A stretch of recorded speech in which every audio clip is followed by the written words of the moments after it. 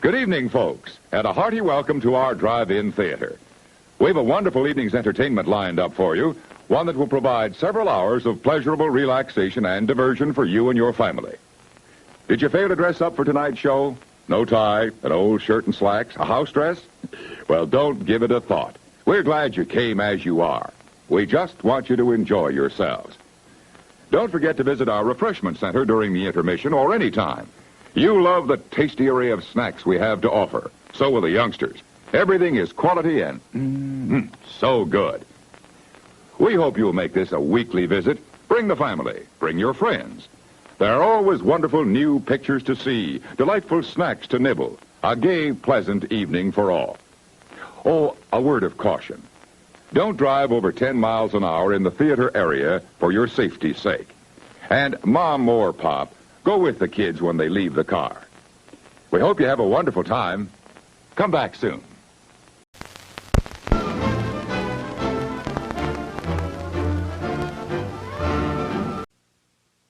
Come closer. I'm going to tell you another story. Astounding, fantastic, fabulous tale of Kuan Yin, mysterious goddess of the Orient, behind whose inscrutable smile lies the secret of enormous wealth. For this evil idol, desperate men and women have stained the centuries with murder. But only 3 have ever looked behind her grotesque mask. 3 strangers, 3 dangerous, incredible people drawn together by their greed, each ready to kill for the riches of Kuan Yin. I warn you, money means more to me than my life. It means more to me than your life, and all our lives.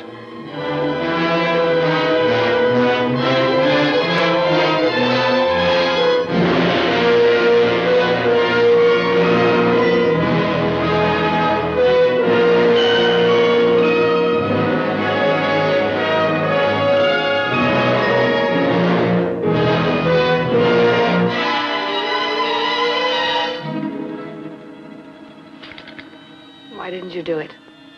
Are you afraid? No. That's what you want. You'd give even your own life to destroy mine.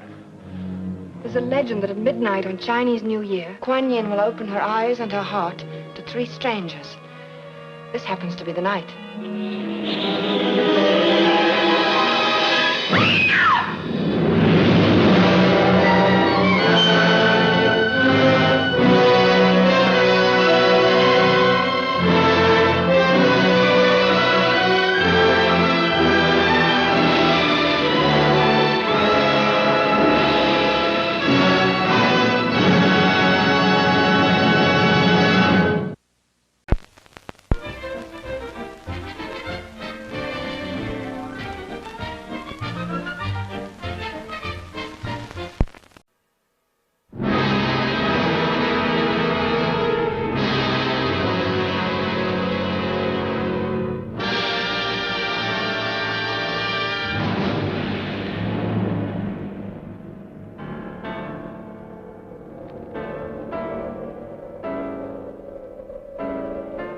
A piano, long silent, mysteriously plays again.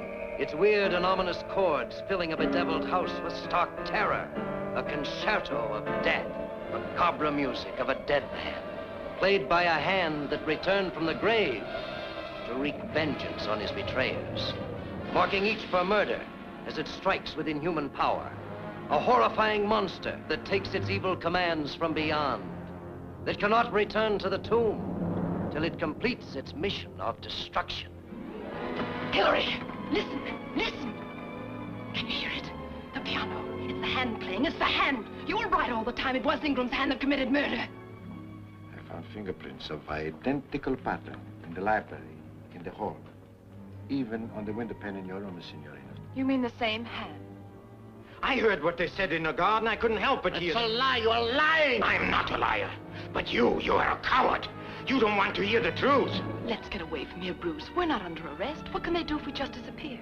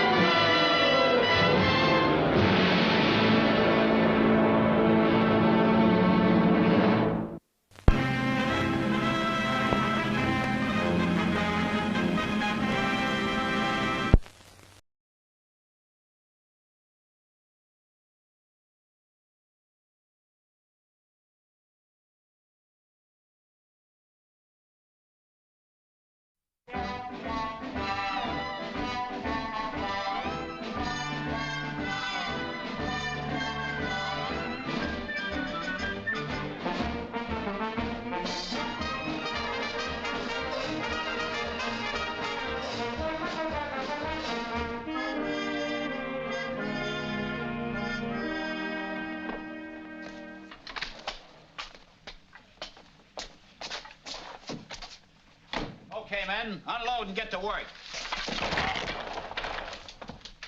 Hey, Curly. Why, you... Oh! I'm worried of you. Jiggers, the boss. All right, get busy. Hi, Mr. Beetle. Hi, boys. Well, you seem to have everything, so do a good job. Yes, sir.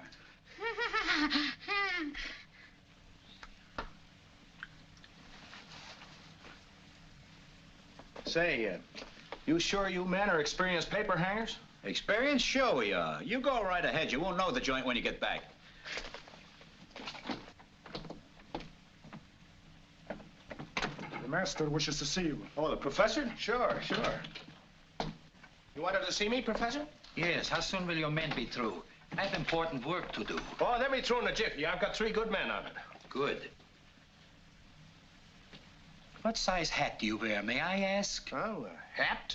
7.5. Why? Too large. Oh, just a little joke of mine. Sorry you're leaving, Mr. Biddle. We'll expect you back. Yes, yeah, I'll see you back soon. Professor. I gotta come back.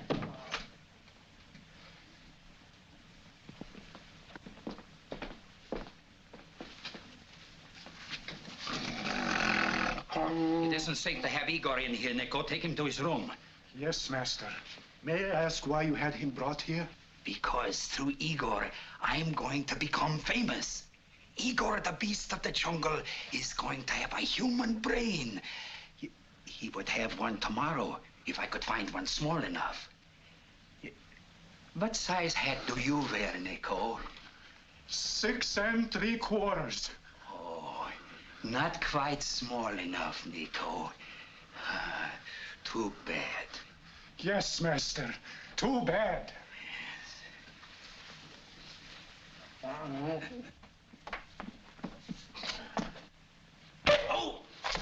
Oh! Why, you... Oh! Oh, I didn't mean to talk rough to you. Come on! Get the ladder away! You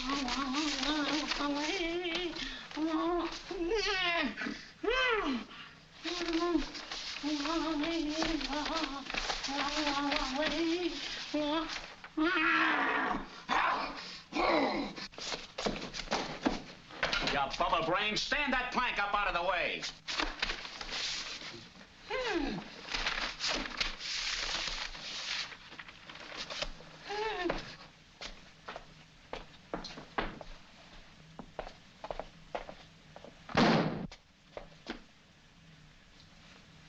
Hey, I thought I told you to get that plank up there.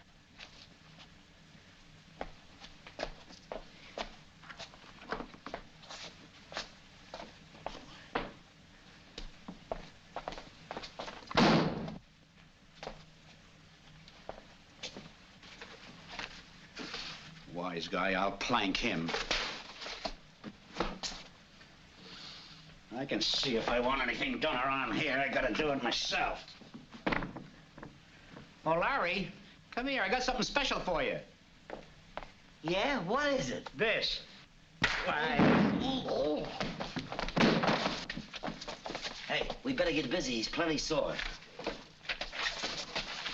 A blockbuster. Okay, let's go.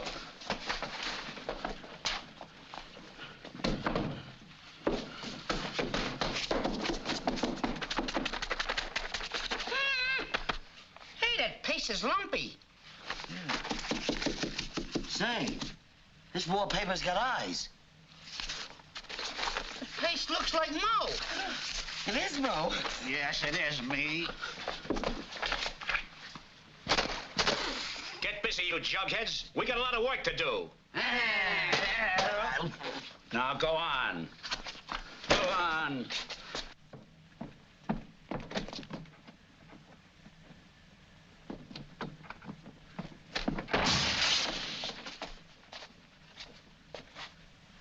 Oh, no. No. Hi, Mr. Beetle. I told you we'd do a good job. Oh, no. No. No. No. Oh, this is silly. This is silly. It can't be. It can't be. Oh, yes, it is. I said you wouldn't know the joint. You. I thought you said you were experienced paper hangers. Well, you're fired. You're not only fired, I'm going to tear you limb from limb. Be quick!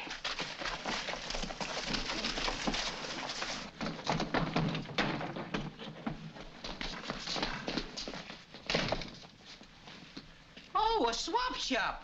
Quiet, bird brain. Bird brain.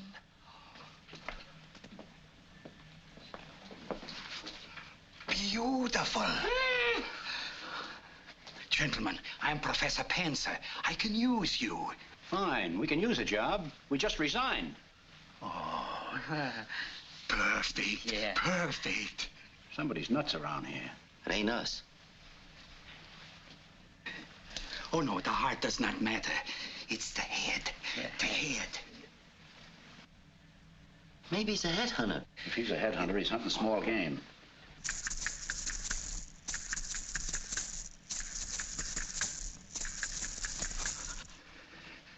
Practically unoccupied. Wonderful. Say, I don't have to stand for this. Wait a minute, Professor. I'll take care of him. What are you trying to do, bird brain? Ruin our chance for the job? Oh! Oh, not in the head. Oh.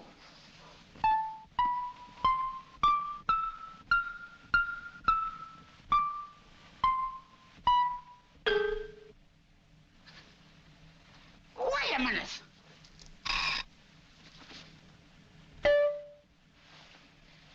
Perfect. He's just what I want. Say, what do we get? Yeah, what do we get?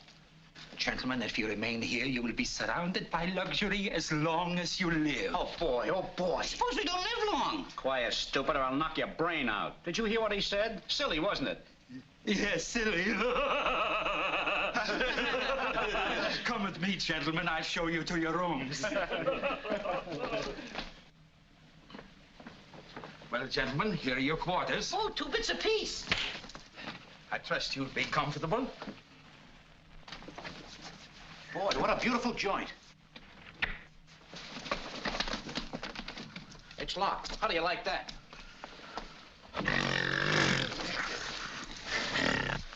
What's that? It ain't the crooner.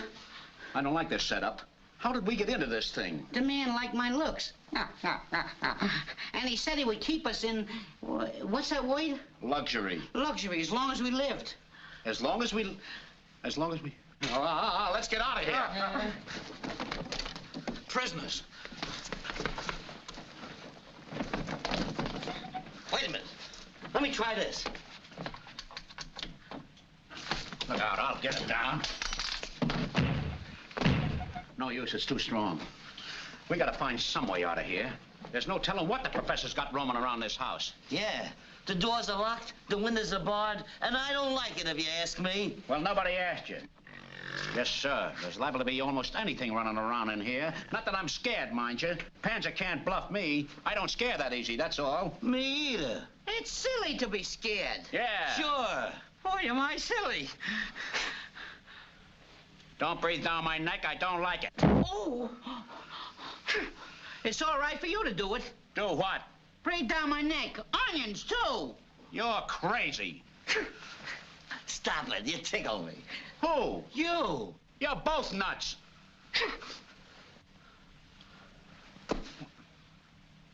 Hey, Curly, have you got a fur coat on? No. But he has.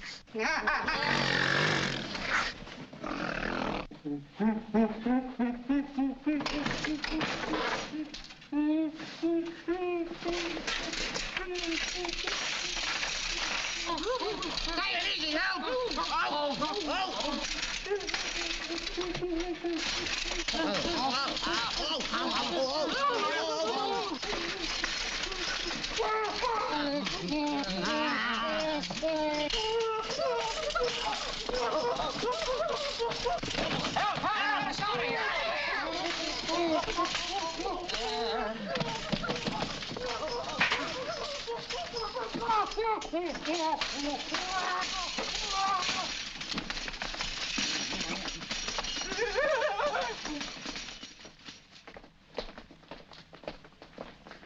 Come here, please. Stand behind the screen. Lucky guy gets a screen test.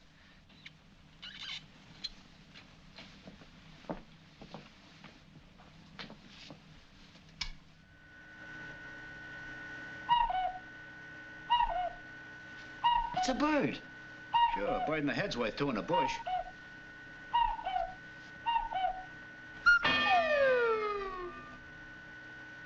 Wonderful. You've all seen Igor, a gorilla, the beast of the jungle. Well, next time you see him, he will have the brain of a human being. You want to make a quiz kid out of him, Doc? It was very difficult to find a brain puny enough to put into the skull of Igor, but now the search has ended. Where are you going to get this undersized brain? Beautiful. Let's go! Let's get out. Why?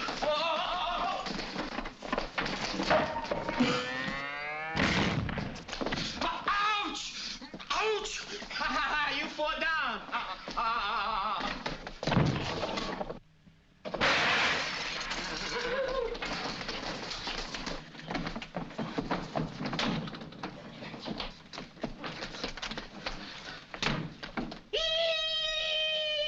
Shut up. This is no time to be singing. But Mo. Shut up, I said. Yeah, but Mo. Shut up!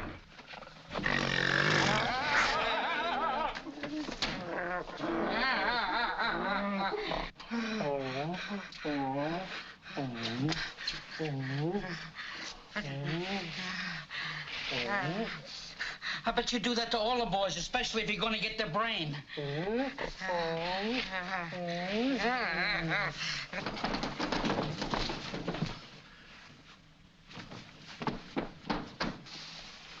Hey, he's gonna grab Curly. Yeah, we better do something. He'll take him to the lab, won't he? Yes. Well, we'll ambush him. Then we'll infiltrate him. Then we'll give him the old pincers movement. Wait a minute. Save that for him. Okay. Reseed. I know, boy.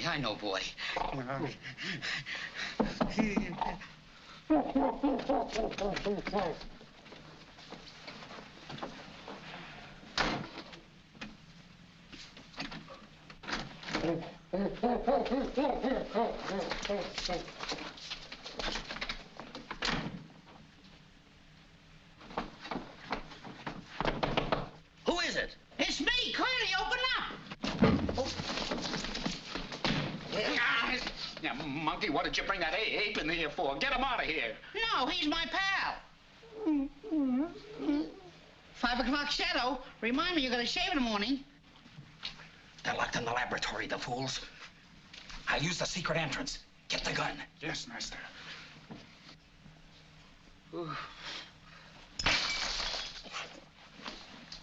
Hey, you're smart.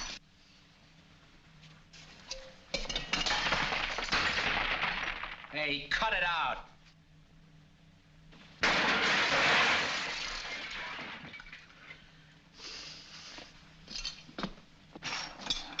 What's the big idea, egghead? He's my pal. He don't like people to hit me. I'm sorry, pal. I apologize. Is this what you mean? Why, you... I was only kidding in Gaggy. Honest, I like it. Look, go ahead, do it again.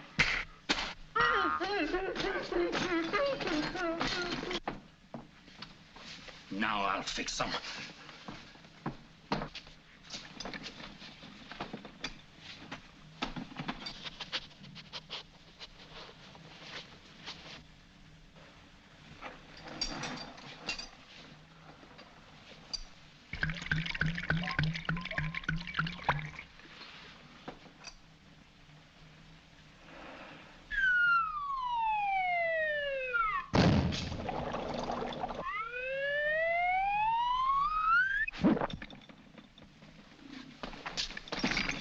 don't. This stuff is bad for you. It'll make a monkey out of you every time.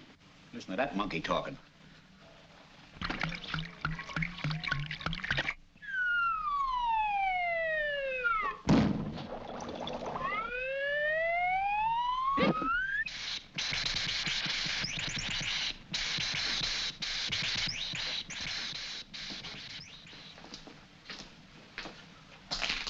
Don't move, any one of you. Hey, look out. That thing's liable to go off. It will go off. I'm going to kill you. Have you anything to say before you die? Yeah, have you got an appointment for me, OPA?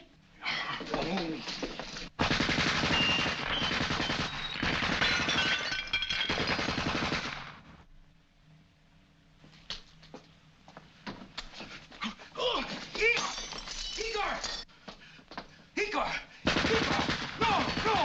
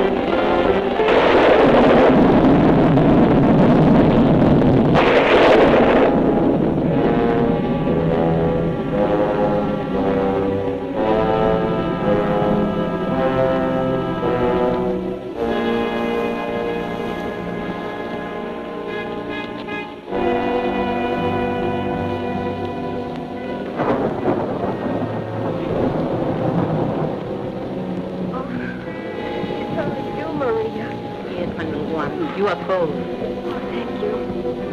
The doctor's still working in the laboratory? No. I saw the doctor go down to the cold several hours ago. Well, he didn't take out the boat. He'll be caught in a storm. Do not fear. He will return safe. The great spirit Tonga looks after him. Maria, some more of your voodoo magic. In the jungle, there is said. Whatever it is said, I don't believe it. Besides, this is not the jungle, this is... Tonga's everywhere. Maria, I've told you time and time and again that... What's the use? What's the matter, boy? I saw a monster out there big as a mountain carrying a dead body. It must be the devil collecting the dead. It almost got me. It's got a great long tail. Stop chattering, you fool. Let the boy alone, Maria. I seen him take that dead body right into the doctor's laboratory. Son, I'll shut that. Go to bed. Yes, and I'll go to bed. But I ain't gonna sleep. Not awake.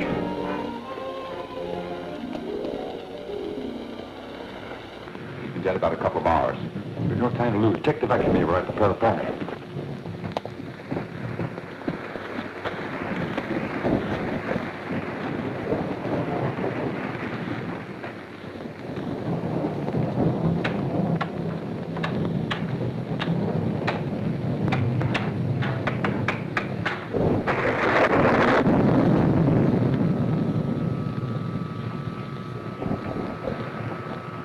Energy reading shows 4,000 units steady. Slight static interference from the negative cathode. That's the thunderstorm. It won't interfere.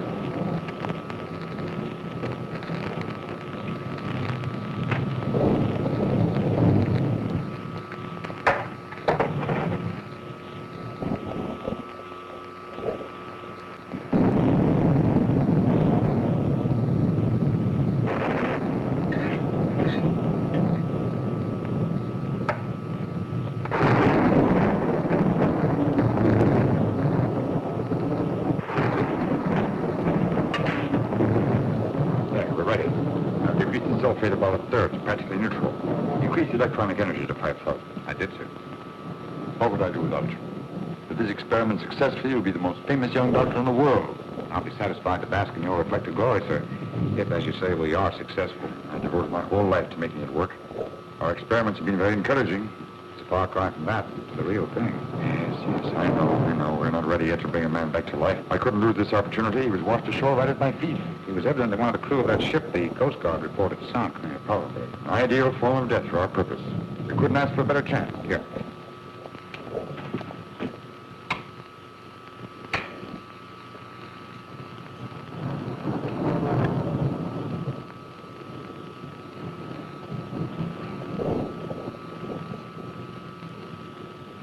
What's wrong, David? I'm worried about the authorities, sir. Do you think we're doing the right thing by performing this experiment? Certainly. If there's the slightest chance of bringing a man back to life, it's the doctor's duty. But if we fail, I'll take the full responsibility. There's always time to take the body back to the beach and notify the authorities of it. I hope that won't be necessary. You ready? Ready, Doctor.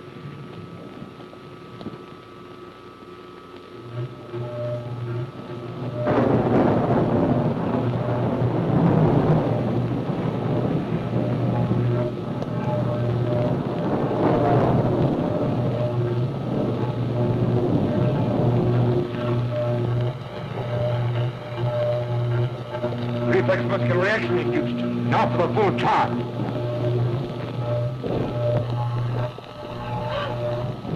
Hey, get out here. That man on the table. Now, don't look, Elaine. You must go to your room, please. But, David, Charles looks so strange. Now, don't worry about the doctor. He's all right. Now, don't interrupt him. Leave us like a good girl, won't you?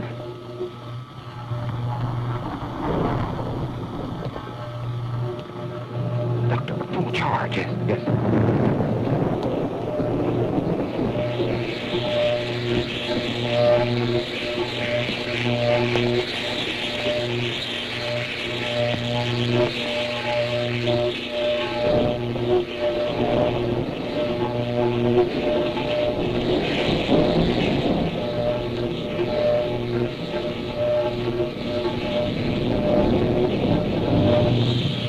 Look, the electrolysis of the blood cells has been affected more rapidly than I dared hope. Right, sir. But look at that face. It's a face of marble. The scientific fact remains, we've conquered death.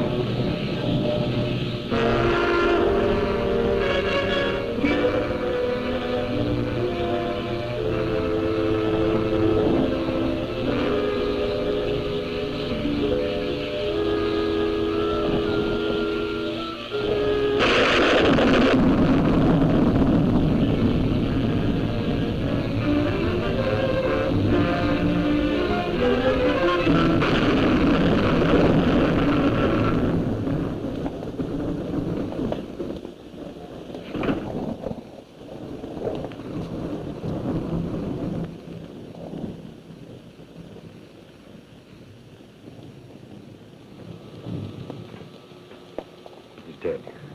Quite dead. Beyond help now. Too bad, Doctor.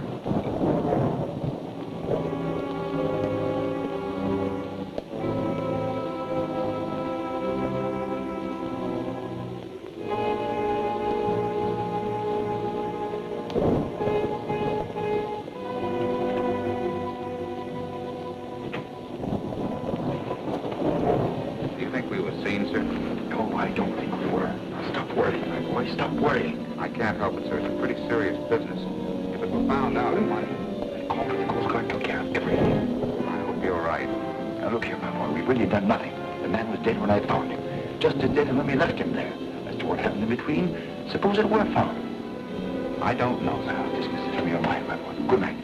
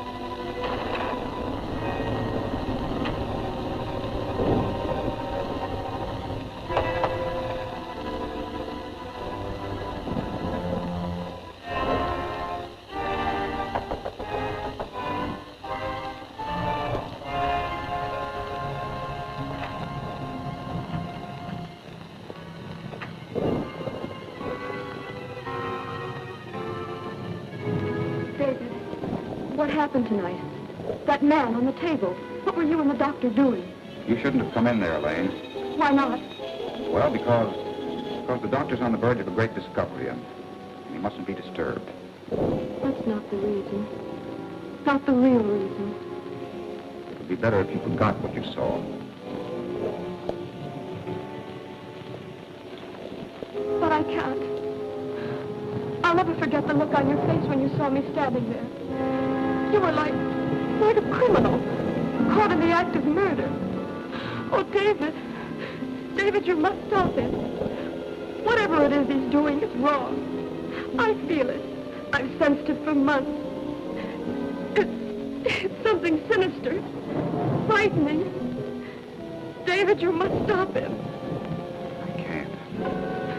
Well, then refuse to work with him. Go away. He needs you. He said so. Time after time. He couldn't work without you. That wouldn't stop him now. But at least you would be out of it. Don't be foolish. You're young. You have a great career ahead of you. Please. Don't do anything to put yourself or your career in danger. Now, Elaine, it isn't as bad as all that. It is. I know it is.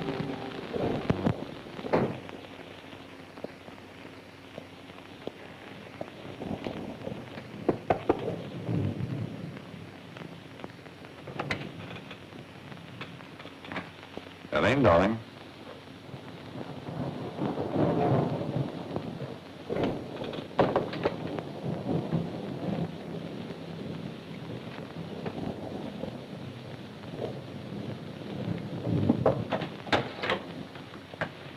Oh, very well, my dear.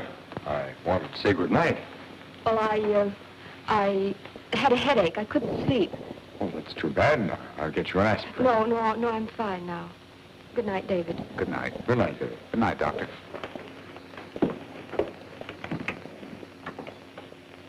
You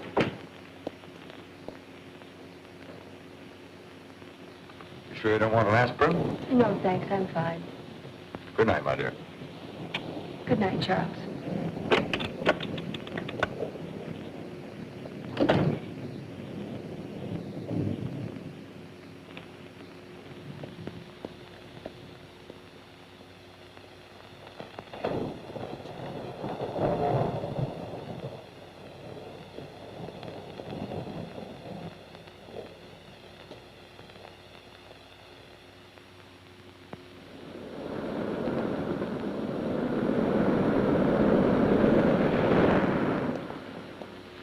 Good morning. Good morning, my boy. This is a fine, brisk morning, lovely day for sailing. You're suggesting I take out the boat. I don't handle sail very well. Oh, nonsense. Of course you do well enough for this weather anyway. Besides, you need a rest. I've been working you too hard. You don't eat the way you should. You'll be having a dietary deficiency. Oh, I'm all right. I have too much work to do to even think of taking a rest now. The formula will take time to work out. Maybe this will ease your mind.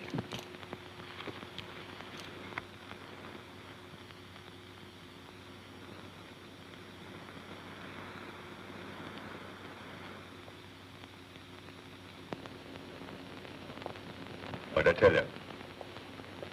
Now have yourself a good breakfast.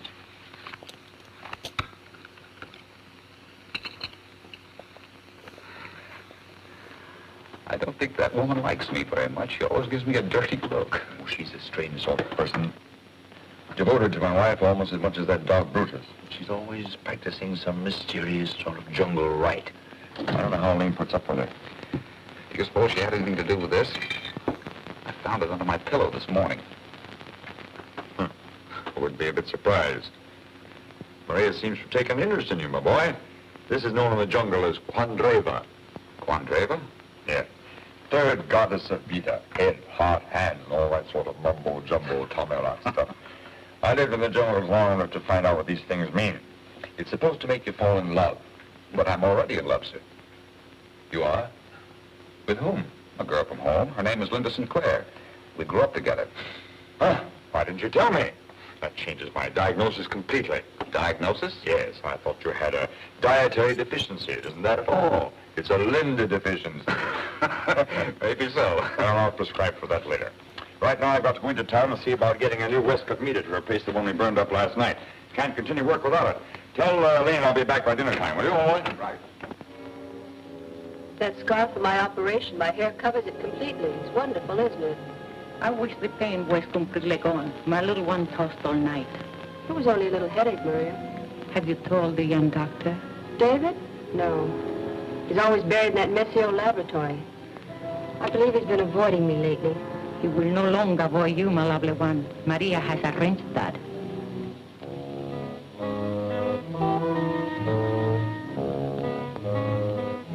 What have you been up to? I have read the truth in the fire. There is trouble in your heart over the young doctor. Why do you say that? You have given your heart to the young doctor. I have read it in the fire. How dare you talk like that? Maria seeks only her little one's happiness. You are young. He's young. That is only right. I don't want to hear any more about it. That's final. Another word from you and I'll have to send you away. Do you understand? Vete. Enseguida.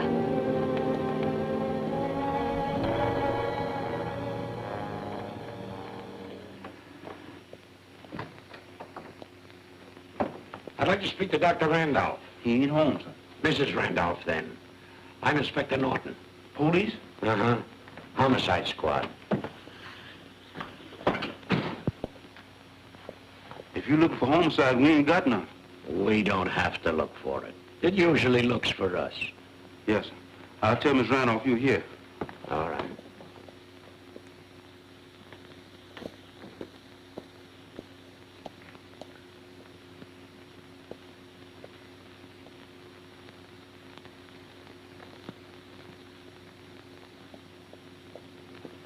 Inspector Norton? Mrs. Randolph, I just dropped in to see the doctor, but... Oh, he had to go into town for a couple of hours, but he'll be back soon. Nothing official, I hope. Oh, no. I just called in to renew old acquaintance. He wants to help me out on a pretty tough case. A great guy, the doctor. I've known him for about 10 years. What? Longer than I've known him. We've only been married about a year. Yes, I remember reading about it. You had an accident, didn't you? Yes. A severe brain injury. And they all gave you up until the doctor operated. Well, they say he performed a miracle. Well, he's probably one of the best brain specialists in all the world. But he never did have time for women until you came along. And then he went overboard. And I can't say that I blame him. Thank you, Inspector. And I suppose that's why he gave up his practice. So that he could bring you out here to recuperate. Oh, no. No, my health is fine. The doctor is... Well, perhaps you'd better discuss that with him. Yes, of course. I didn't mean to be inquisitive.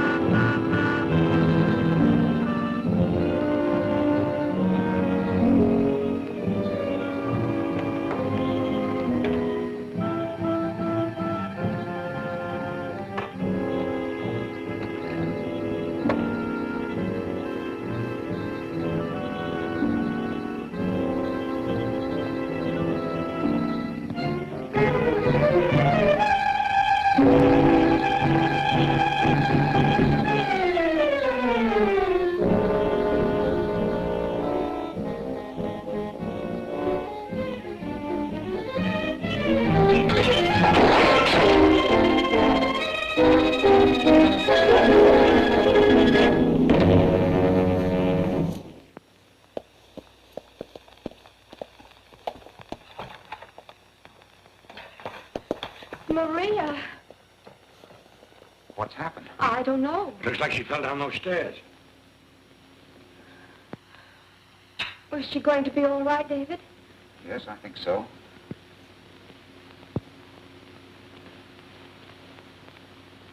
Yes. Yes, she'll be all right. Nothing serious. Anything I can do? No, Dr. Cochran can take care of her. She'll be all right. Well, in that case, I'll run along. Good day, Mrs. Randolph. Bye. Will you get me a glass of water, please? Surely.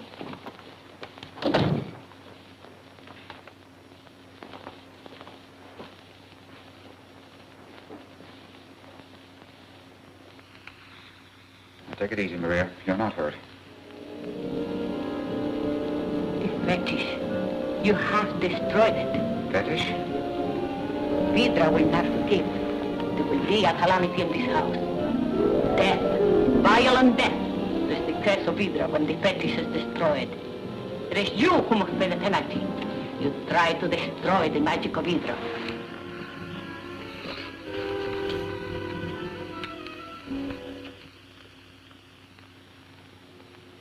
This new meter will record 10,000 more units than the old one. So we'll increase the voltage on the Hessler tube, and that should do the trick. Eh? Hey, you're not listening at all, my boy. Oh, forgive me, sir. You were speaking about the Hessler tube. Yeah. What's on your mind? I've been trying to reach a decision. Perhaps it's best that I return to my regular practice. What? Give up your work? You can't. We're on the brink of success. You know it. Perhaps. A few more experiments and we'll have it. Throwing away everything we worked so hard for would be a catastrophe for science. But it's mostly your work, sir. Nonsense. Your contribution has been of tremendous value. You pioneered the formula. The records show it. If it's money you need... No, it's not that at all. What's been bothering you, David? Your manner, if I may say so, has been rather strange lately. Well, perhaps it's just a case of nerves. But I've begun to imagine things, I guess.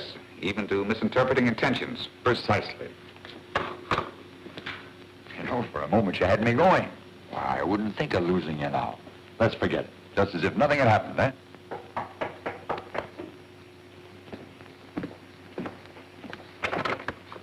Oh, come right in, Shadrach. I don't want to come in, Doctor. I just want to tell you Inspector Norton is here. Oh, very well. Tell the inspector I'll be with him immediately. Yes. I'll have him all in a moment. Oh, Doctor. I've a hunch it concerns us and the body. Oh, there goes that imagination of yours, my boy. The inspector's an old friend. He probably dropped in to pay his respects, that's all.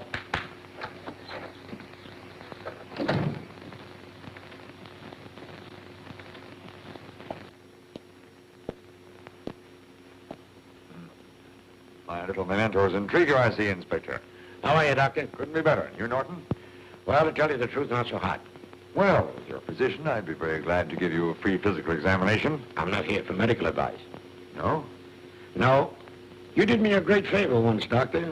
And you helped us break the Bellamy case. And they made me inspector, remember? Yeah. I'd hate to suspect a friend of murder. I hope you're not serious. I kid very little about murder, Doctor. Well, would you mind telling me about it? No. This is the way it adds up. Last night you found the body of a drowned fisherman and called up the Coast Guard at 8 minutes past 12. It was reported that he was washed off his boat and drowned. The coroner's examination shows, now get this, that the man had undergone a terrific electric shock. You've been conducting secret scientific experiments here, right? Yes, that's right. And this morning at 9 o'clock, you bought a new Westcott gauge from the Watkins Manufacturing Company. You told them that your old one had been burned out. That instrument could stand an awful lot of power before being burned out, Doctor. In fact, enough power to electrocute a man. You know, facts like yours can be quite incriminating. I suppose I'm under arrest. Oh, doggone it. No, I'm not arresting anyone yet. Why are you taking it so calmly? Why don't you get sore and try taking a sock at me? I deserve it. Sock a good friend like you, Norton? Hardly. Oh, my dear friend, you're very clever, but just a little too transparent. Oh, transparent, eh? You know, you haven't accused me of murder. You know better. I said I suspect murder. Correct. So you built up a seemingly airtight case, and yet you won't arrest me. Why not? You're the psychiatrist. You tell me. Very well. Norton, with you, duty outweighs friendship, right? So you had, as you'd say, an ulterior motive. Namely, to induce me to reveal the nature of my experiments. Just in hope that I might be able to clear you. Give me a few days more, and my records are free for you to examine at will. And in the meantime, I suppose I must go on trying to convict you. Don't fail to call me if you need help. Same old guy. I've got to hand it to you, Doctor. So long.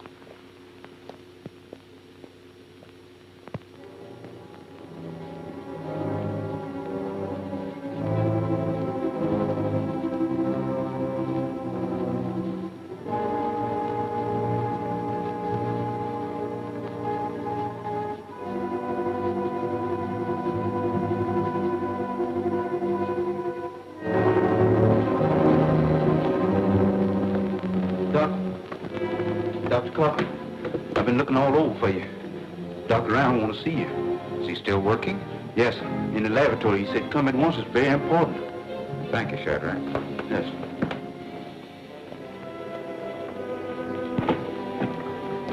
Lock the door. Hurry. The window, quickly.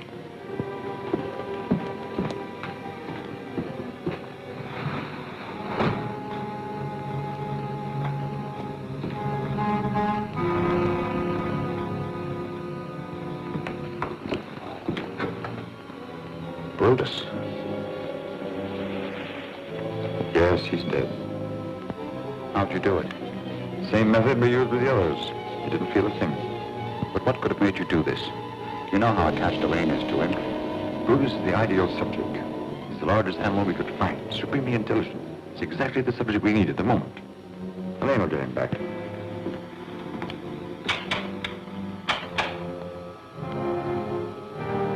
But, Doctor, I thought we would discontinue our experiments until we were sure. I am sure. Well, almost sure. But we don't want another incident like the one we had with the fisherman. That was different. The man had obviously received some sort of blow. Deranged him. He was insane. His actions proved it. Yes, but lack of oxygen in the bloodstream could have caused irreparable damage to the brain tissue. That could have made him insane. I've considered that. I know what happens to aviators when they're flying at high altitudes over sustained periods without oxygen. But we're dealing with death. Just think how many lives we can save every year with our process. People who've been killed by drowning, accidental asphyxiation. It's worth any risk. Provided they're not dead too long.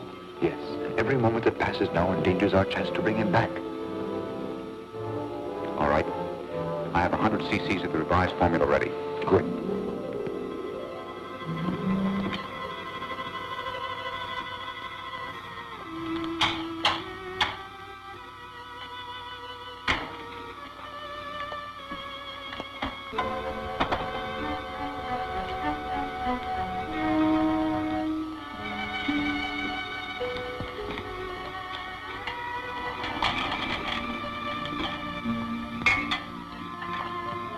Ready, Doctor? Yes.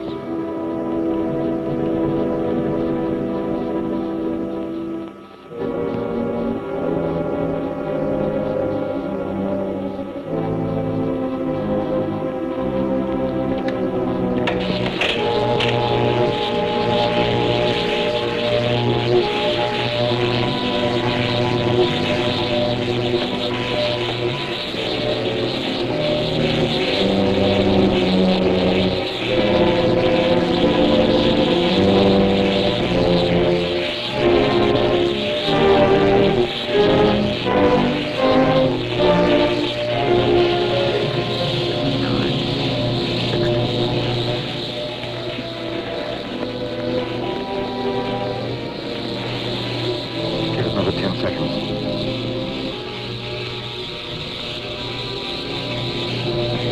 5, 6, 7, 8, 9, 10.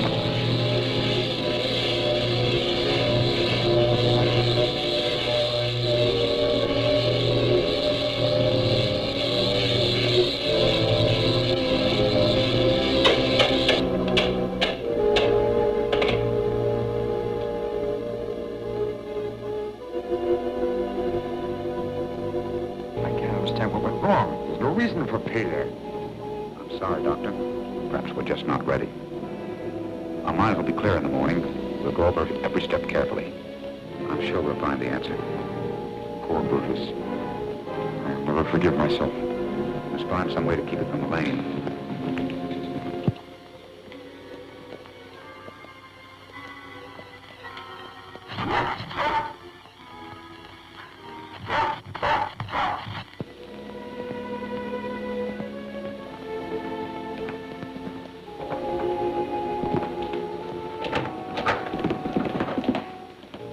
David, he's alive. Brutus! Where are you? Brutus! Brutus! Hey, Brutus!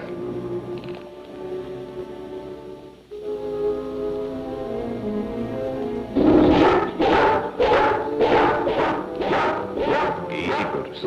Quiet now.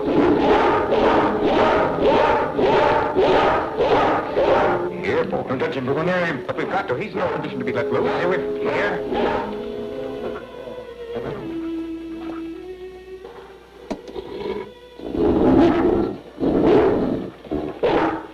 Doctor, you can't. You see me kill some of these men.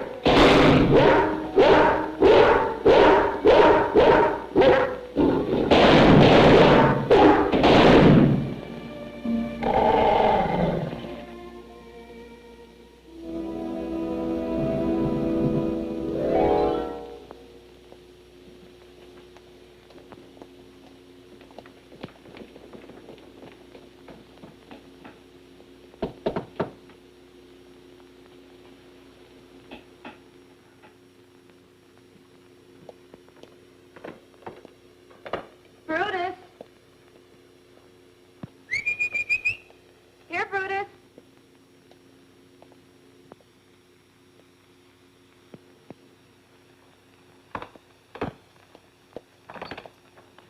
Good morning, Maria. Good morning, my lovely one. Good morning. Good morning. Good morning, my dear. Sit down. Thank you. Thank you. Where's Brutus? I haven't seen him around anywhere. Why, I took him over to the vet's. The vet's? What for? Well, he was acting rather strangely, and I thought he might be coming down with distemper or something, so I thought I'd better take him over there. Well, he was all right last night. Well, it was early this morning that I began to notice it. Well, what did the vet say it was? Well, he couldn't tell anything right away. He advised me to leave him, for observation. Well, that's too bad. I hope it isn't as serious as you think. No, it's not. Oh, by the way, you haven't congratulated David. Congratulate David? Yes, it's his birthday. Oh. How did you know? Never mind how. 'Tis, isn't it? Why, yes. Oh. Congratulations, David. Thank you.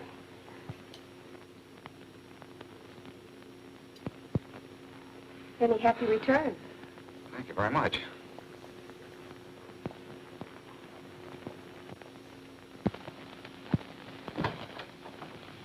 Is Dr. David Corcoran here? Yes, ma'am. Come right in.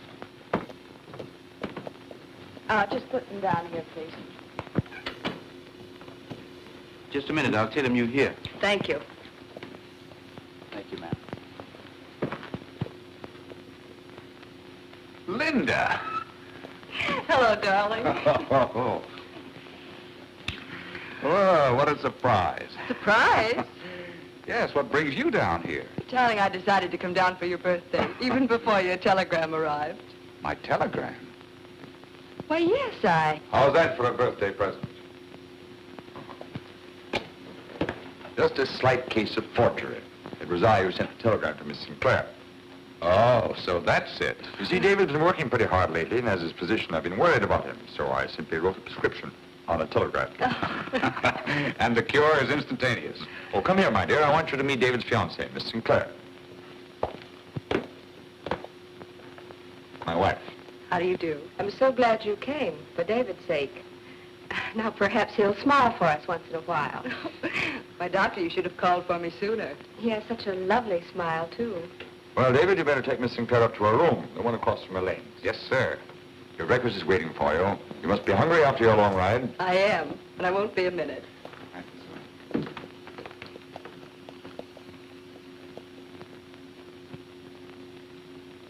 Well, David, my boy, as your physician, I can now pronounce your cure complete, and in only one treatment. Your diagnosis of the case was very clever, Doctor. Yes, and the medicine was very potent and easy to take. It seems good to see him smile again, doesn't it, my dear? Oh, yes. Yes, it does. My darling, was it that bad? A ti te pido la ayuda. No me abandones. Por favor, tengo fe en ti.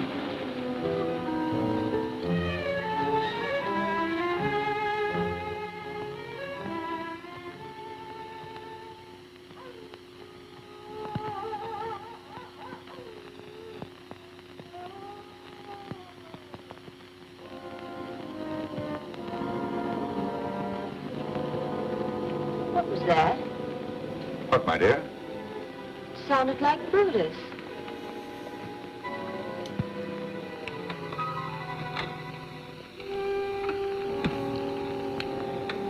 What was it, dear? A dog howled, like Brutus. Didn't you hear it? No, I didn't hear anything.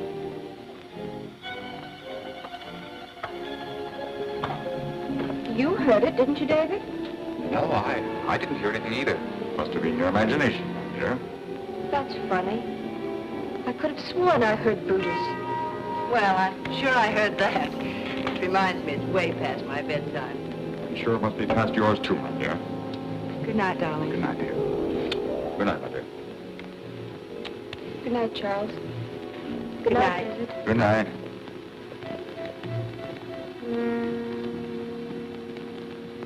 Do you think it was? I don't know.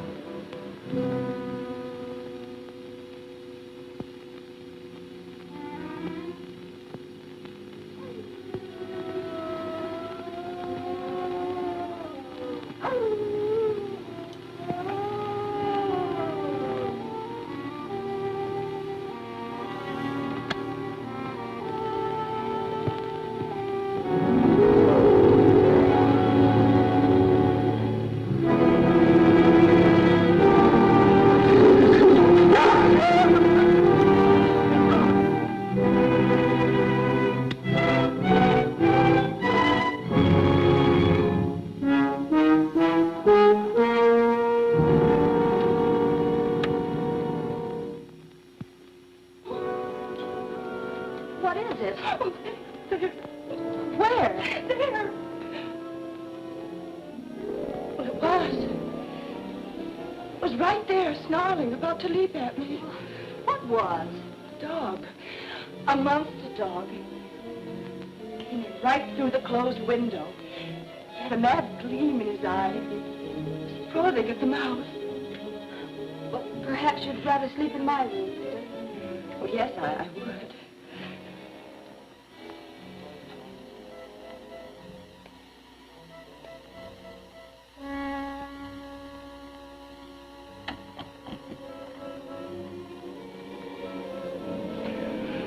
What an experience. Look at me, I'm shaking like a leaf. Linda, if you don't mind, I would rather you didn't mention this to my husband, David. Not tell David? Why not? Well, I can't tell you why, but if you must tell David, make him promise not to say anything to my husband about this. But I don't understand. Please, if you don't mind.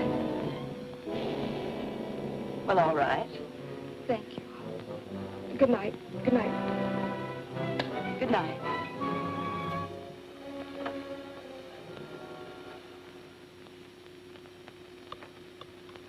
We'll have to make a very thorough search. You think we ought to notify the police? Indeed not. The less they know about it, the better. But Doctor supposes. Good morning, David. Oh, good morning, darling. Good morning, my dear. Good morning, Charles. I didn't expect you up quite so early, or I'd have waited breakfast for you. Yes, after keeping you up till the wee small hours, we didn't expect to see you again before lunchtime. Well, how'd you sleep, young lady? Oh, all right. Fine. It's the air up here, dear, the quiet. I sleep like a log. A certain content of salt spray in the air is very beneficial to the hardier types. Promotes the appetite. Excuse me, sir. That inspector's here again. Oh, show him into the living room, Shadrach. That's why he is. He showed himself in. Oh, he did? Well, very well. Excuse me, ladies.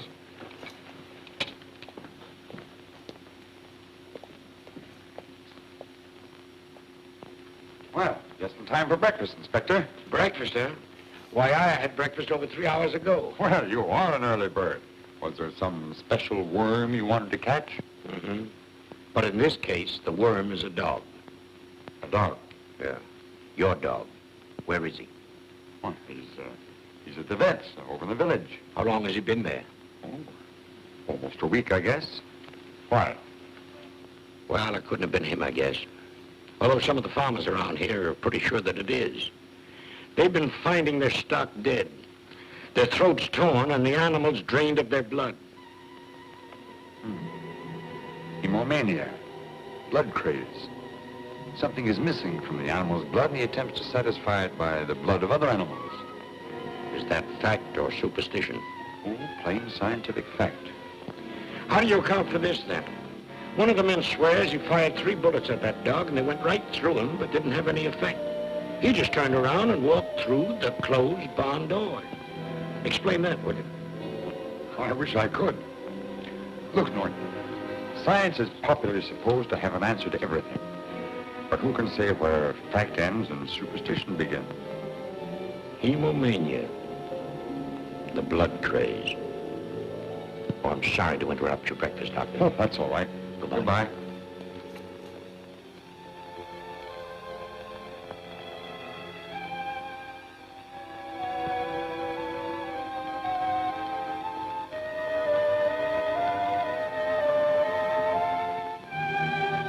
It was Brutus, wasn't it, Charles? Then it was he last night, wasn't it? Yes. What have you done? What's happened to him?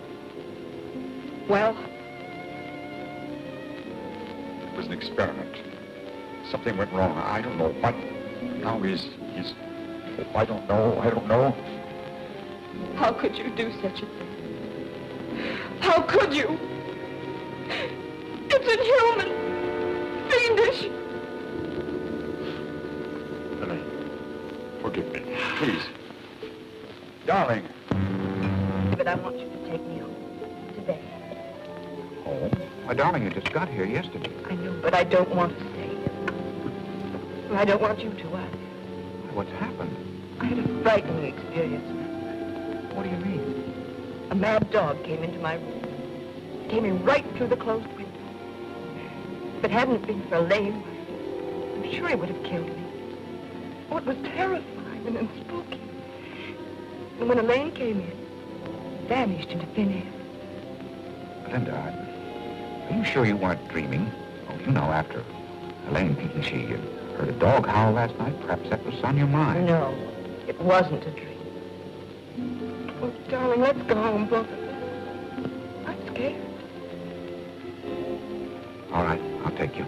Today? Well, maybe not today, but the first thing in the morning. I'm sorry, sir, that you feel that way about the work. It's quite flattering. But I'm sure you can get along without me. I know better, my boy. Well, you're so near success, too. I wish I could persuade you to stay. Oh, I'm afraid not, sir.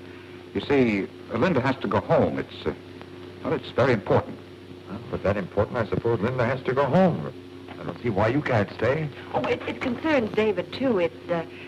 Well, we both have to be there as soon as possible. Oh, very mysterious. What's happened? If you don't mind, I'd rather not say, sir. It's simply a matter of life and death. We really must go. Well, if that's the case, I guess there's no use my trying to persuade you to stay. Perhaps it's just as well. I don't know whether you know it, young lady, but David and I have been experimenting along very dangerous lines. Very dangerous indeed. This will put a stop to it. Well, perhaps it's for the best. At least we won't make any more mistakes. Well, along you two. If you're going to get an early start, you'll have some packing to do, David. Thank you, sir. I hope you understand that I... Put it out of your mind, my boy. Good night. Good night, Doctor.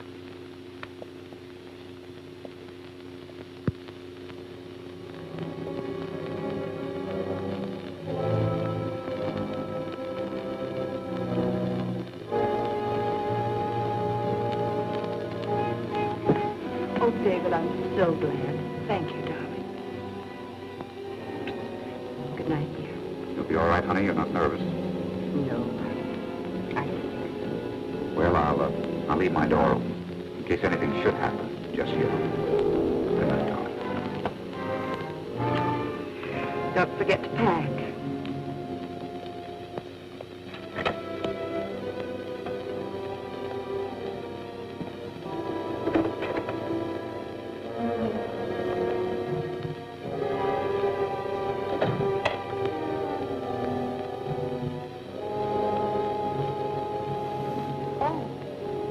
I thought you'd rest better in my room, so I moved your things in there. Oh, you shouldn't have done that. That wasn't necessary. I think it will be better, just in case something should happen. What about you? Aren't you afraid? No. No, Don't think he'd harm me. All right. Thank you.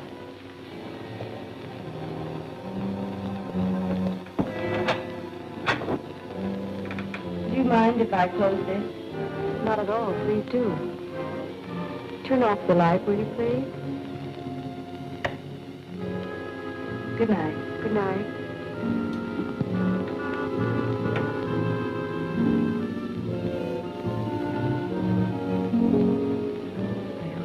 Ayúdame. No me dejes en paz. Ahora más que nunca.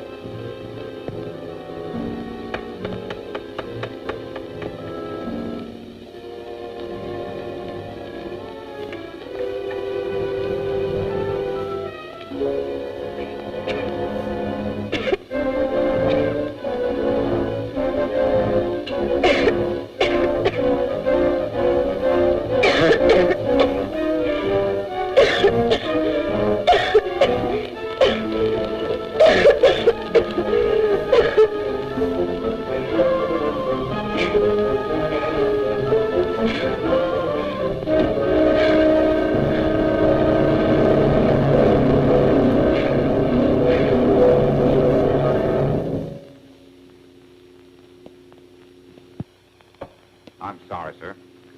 Perhaps after I get Linda home, I can arrange... Don't worry about it, my boy. Don't worry about me either. I meant what I said. It's probably for the best. After all, who are we to presume to know?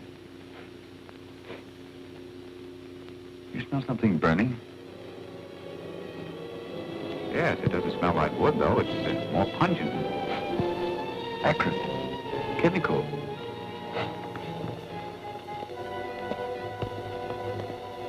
Seems to be coming from back here.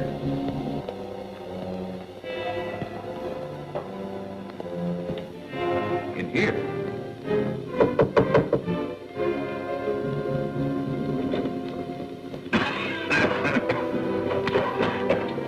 Linda!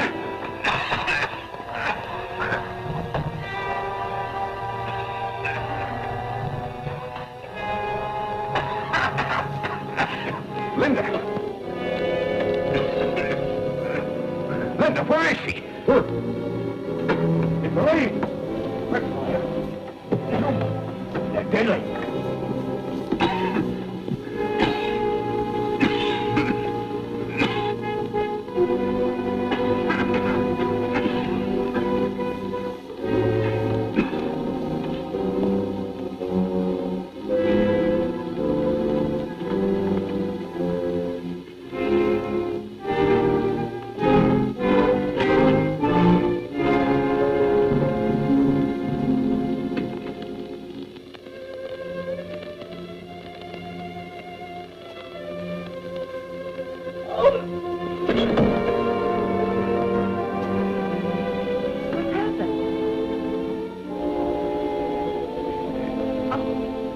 About a half an hour, I think.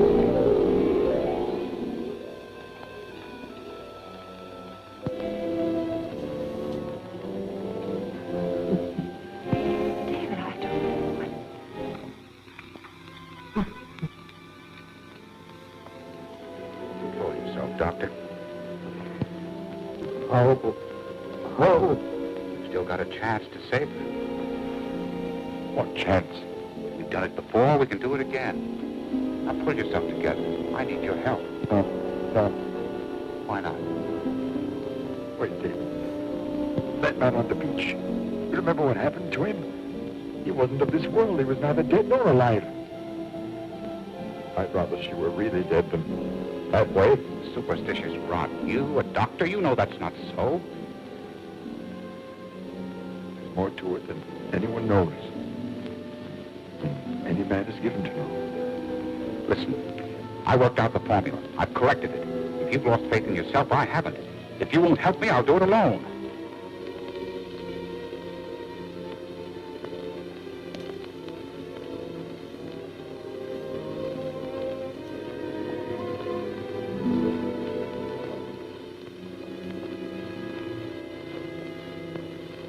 Well?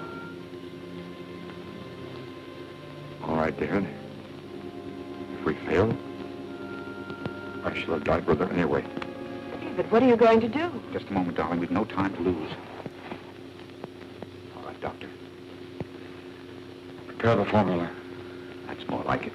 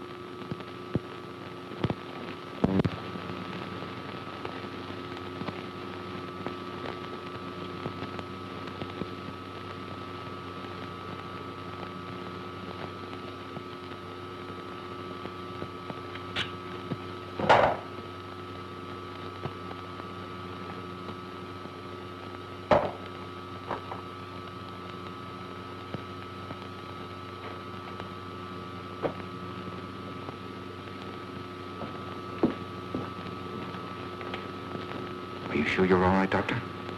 Don't worry, my boy. I'm all right now. Good. I was afraid you'd go to pieces. I won't fail you.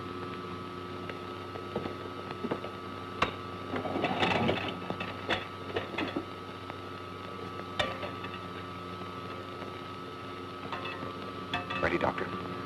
Ready.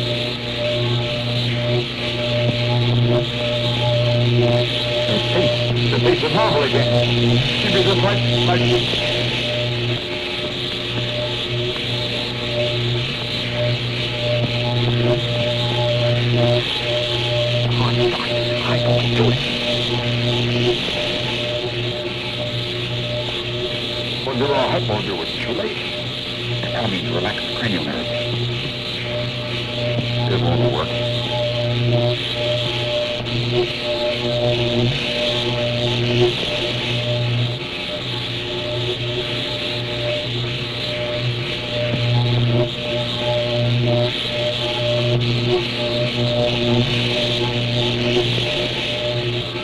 Won't it? Look. David. David. Where are you? David. Where are you? I'm here. Quiet now. Everything's all right. Everything's all right now.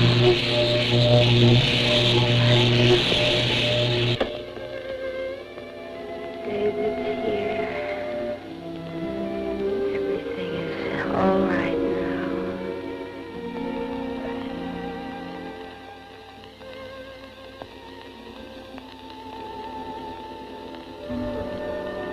We have succeeded. He's come out of it perfect. Perfect. Do you realize what this means, sir? You've discovered something that will benefit all mankind. The greatest discovery. Yes. I know.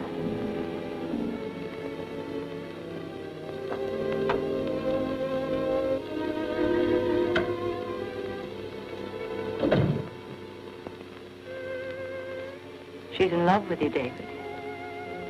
Nonsense. She didn't realize what she was saying. Just a natural reaction under the circumstances. Is there anything but... Are you in love with her? Of course not. Come on now, wipe that doubting look off your face.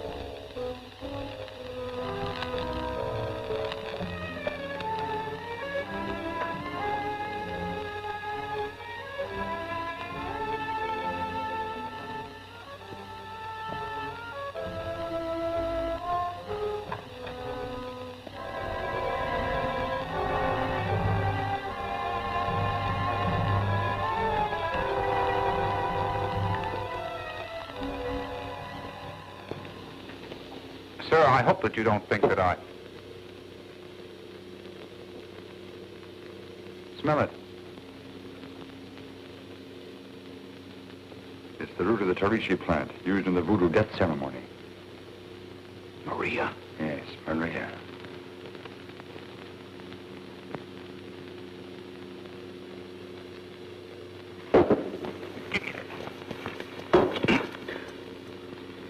Doctor, you weren't Give me that, David. No. I'll kill her. I'll tell you, I'll kill her. Let me have her. Have you gone mad? Let me go, David. Let me go. She's a fiend. She tried to kill Elaine. Put her where she can't do any more of her devilish business. Doctor, you're out of your mind.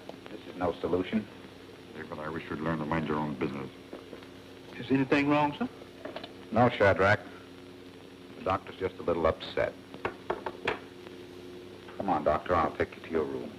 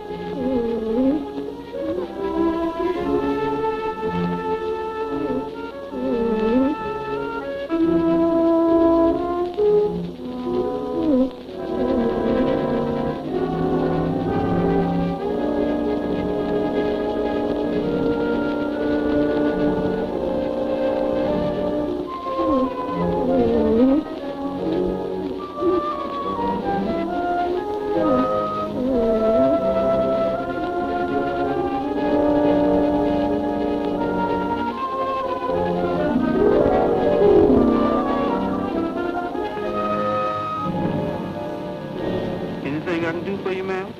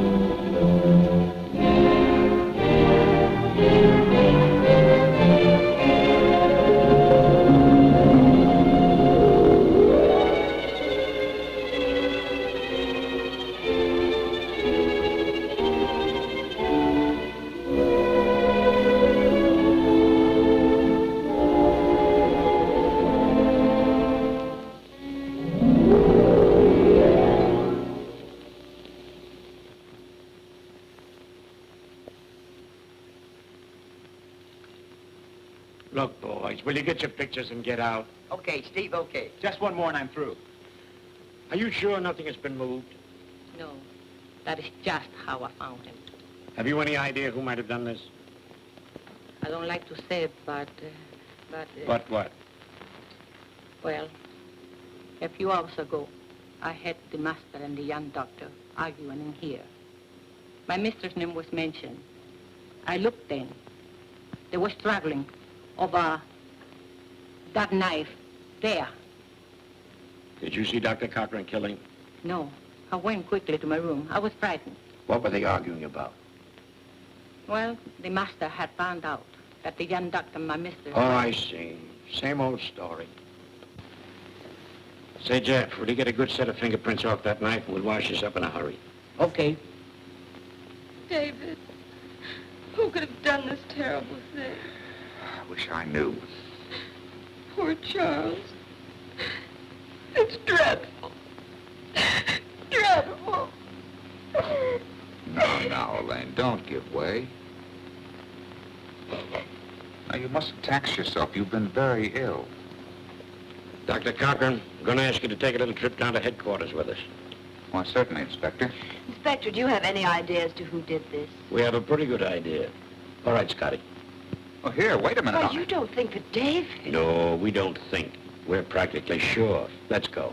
But this is ridiculous. Dr. Randolph and I were the best of friends. Yeah, I know. Come on, let's get out But, of here. Inspector, Elaine, that woman Maria, I think she's at the bottom of all this. Maria?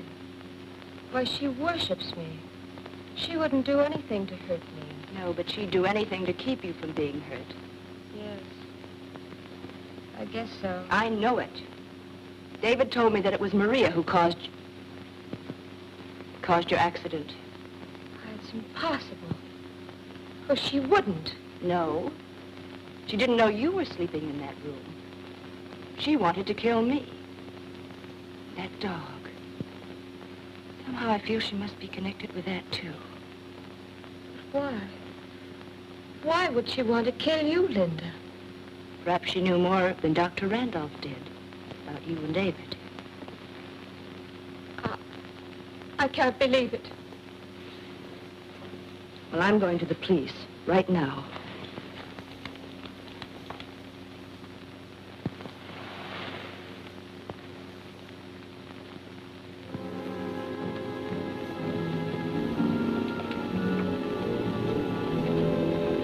Dime, tu aiuto un po'.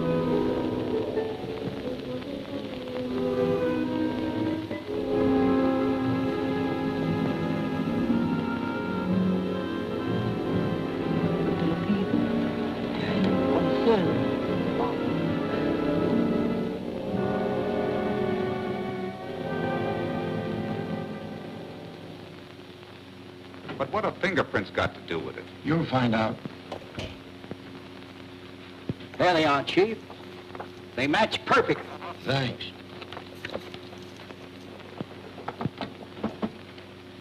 I don't suppose you ever saw this before. Certainly I have. I took it away from Dr. Randolph tonight.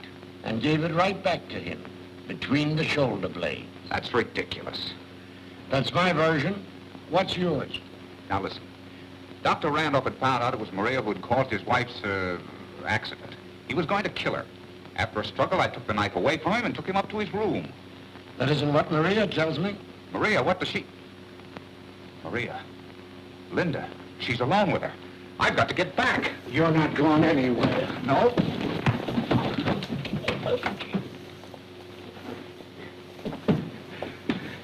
This guy says he knows who killed Dr. Randolph, Chief. Yes? Well, come on, spill it. Well, it's like this. I was in the hallway, and Miss Rounds and the dog passed by me, and I said, anything I can do for you, Miss Rounds? And she didn't say nothing. And she went down the stairs, so I walked over to the bounce and looked down, and you know what I seen? Brutus.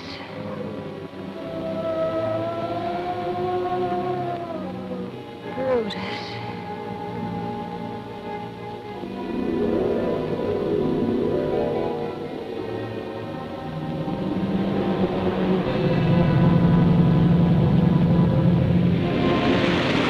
I seen her put this dag in Miss Round's hand and send her in the room. And then I heard her groaning. And then her and the dog come out. Well, it's good enough for me.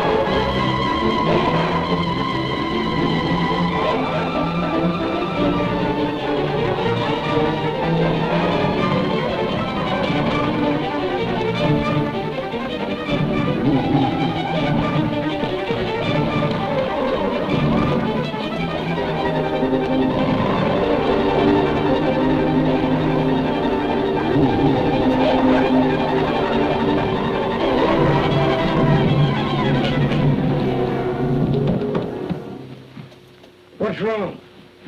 Doc, Elaine, they were... Linda, are you all right, Linda? Say, what's going on here anyway? Maria, get Maria, hurry! Hurry! Linda, darling. Linda! Linda. You're all right, darling, you're all right. You're all right, you're all right. It's all right, darling, he's gone, he's gone, he's gone.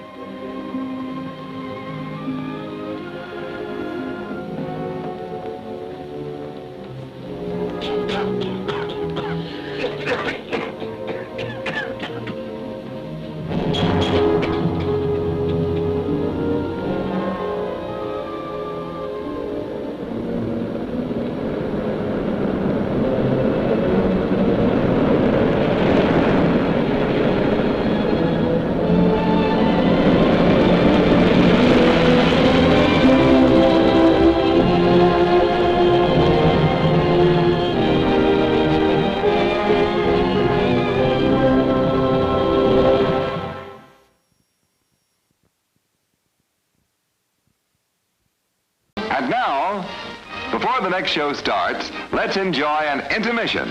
You'll find our snack bar chock full of good things to eat and drink. Tasty, tempting hot dogs, thirst-quenching soft drinks, fresh, crunchy popcorn, a complete assortment of delicious candy, and a full line of cigarettes. You've plenty of time, so visit the snack bar now. A tasty treat will double your enjoyment of the show. For your convenience, we shall keep you informed of the remaining intermission time, 3 minutes before the next show starts.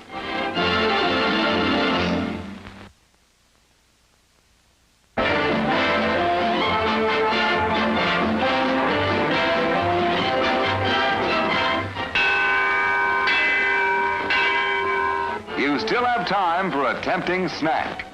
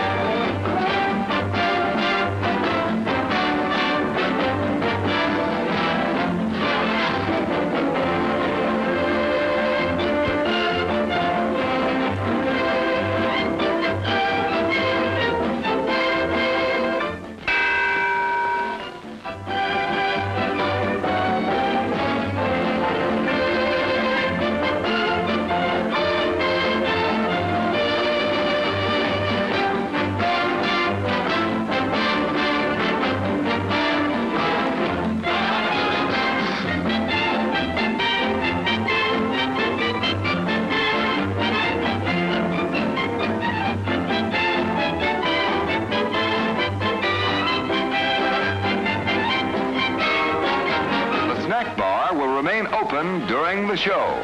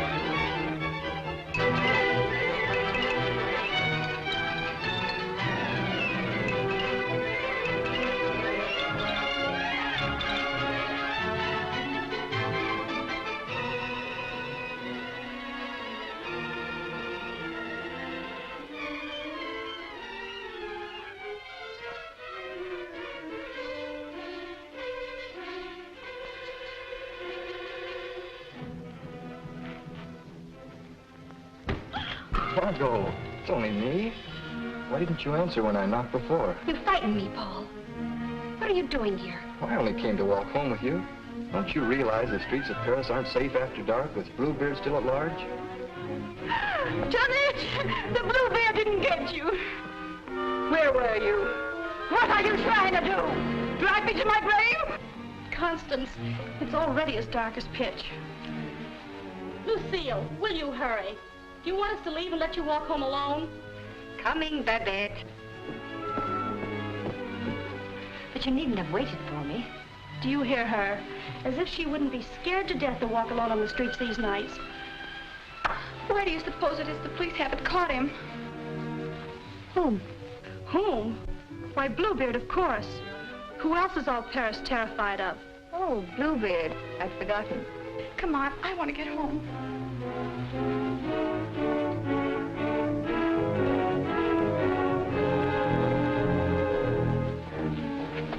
Now let's stay close together for safety.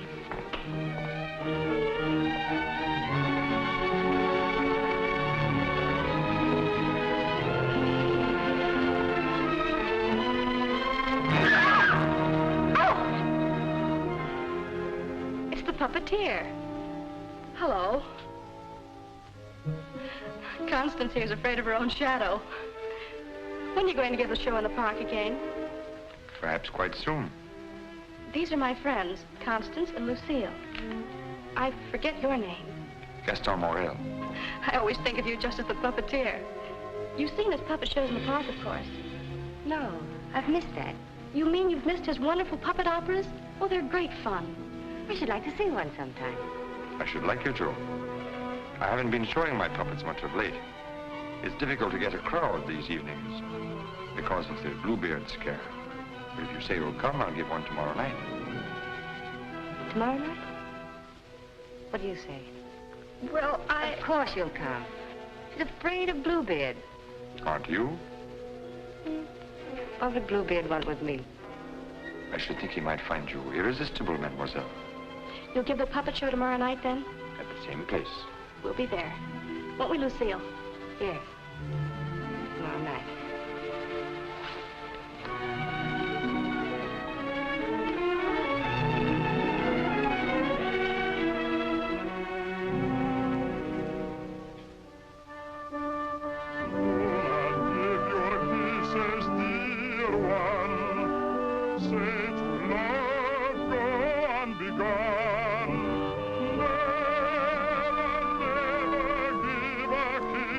Without a wedding ring,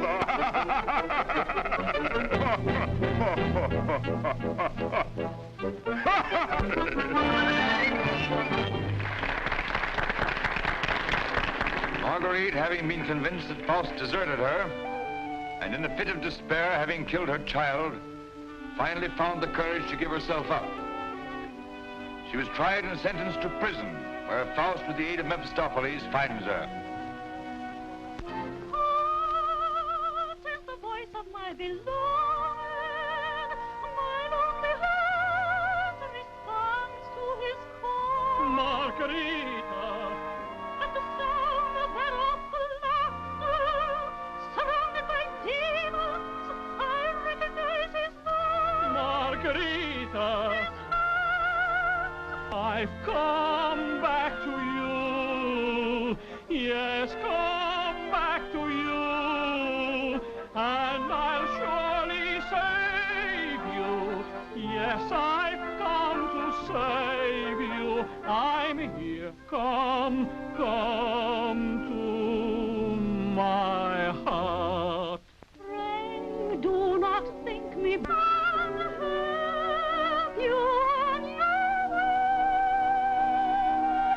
No, kind sir, I am not a lady or a beauty, not a lady or a beauty.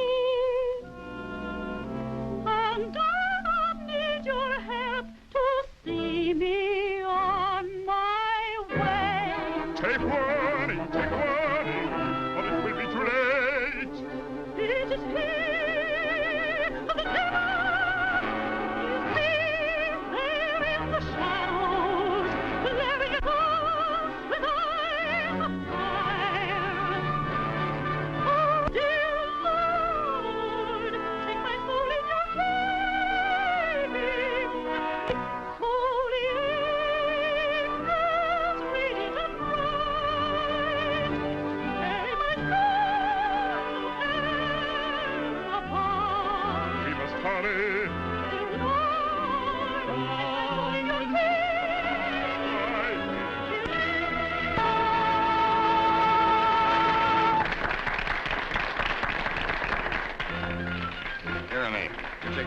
the soldat demonstrate the puppets to whoever comes back. I'm going to take up the collection tonight.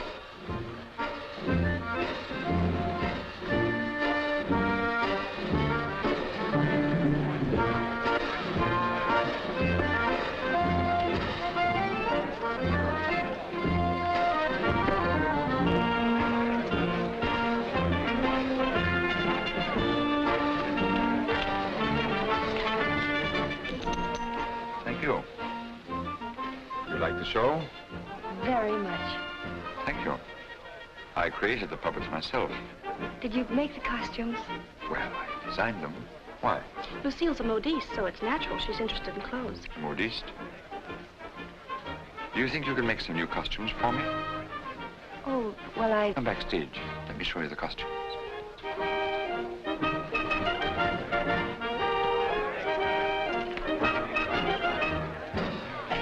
Now, if that was a woman, you wouldn't need no string to make her talk. How do you make the eyes move? Oh, the eye. Oh, that's very simple. You see these two strings here? You like my little people, huh? Very much. They seemed quite real to me. They're all likenesses of people I've known. Mephistopheles, too? Yes, the evil one, too. Among other things, he's also my business manager. And Marguerite. Is she a friend of yours? She was. Was? Yes, unfortunately, she met a tragic ending. She must have been very beautiful. They say you'll show me how the puppets work. Let's get out of here until these people leave. They'll be asking endless questions.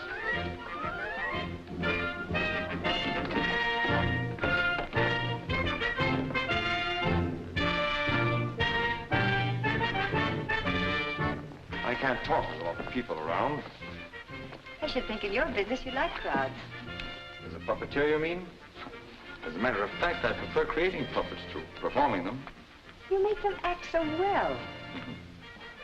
But there's something in your voice that made me feel you'd suffered. You're very discerning. It's your Marguerite, the memory of that tragedy, isn't it? Partly. And you're keeping the tragedy alive deliberately, aren't you? Why, If you wanted to forget it, you could create a new puppet. One that would remind you of someone else. Someone who might make you happy. Is it much trouble to create a puppet? It takes time. First, I make a sketch. A painting? Do you paint, too? Enough to get the effect. Do you know you have very lovely eyes? Truthful eyes. Would you let me make a puppet in your image? Would you like to? Very much. Let's see. Are you trying to decide how you'll paint me? No. I'm not going to paint you. Lucille! Lucille!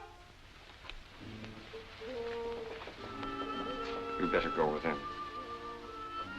You'd better stay close to... But your Marguerite costume. Don't you want me to make it for you? As you please.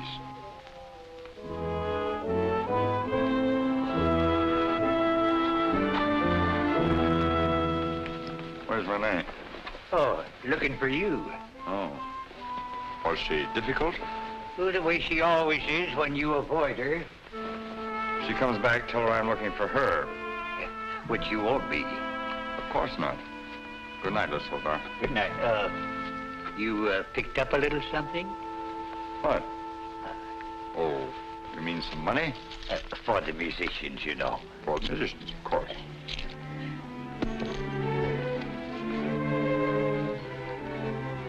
Oh, my word of honor.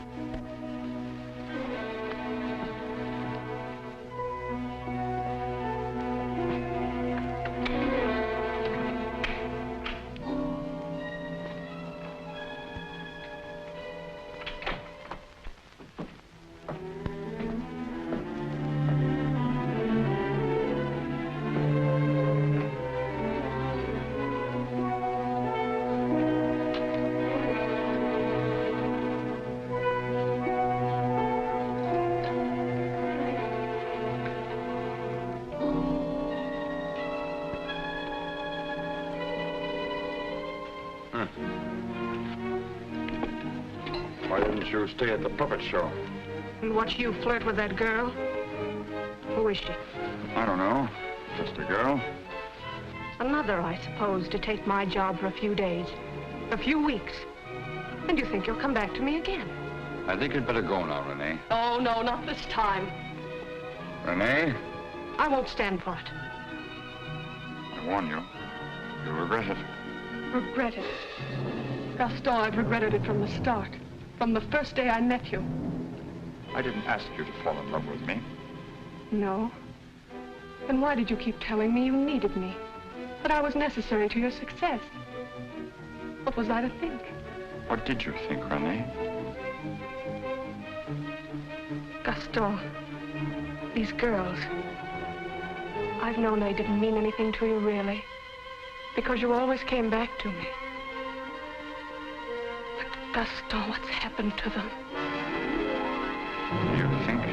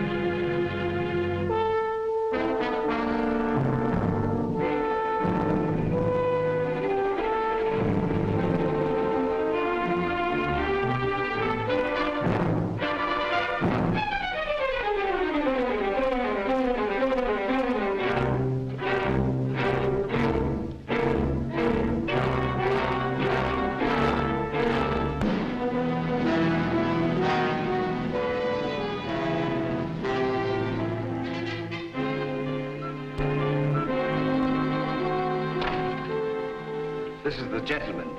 Inspector Lefebvre, Gaston Morel. Monsieur Morel, you saw the body. It is Renee, all right. Renee? Renee Clermont. She's been singing for me in my puppet show for almost a year now. Oh, I see. Sorry, these are all routine questions. Morel, how did you know the girl was missing? She was to have rehearsed with me this morning. When she didn't show up, I went to her room. When there was no answer, I got the concierge to let me in. Her bed had not been slept in.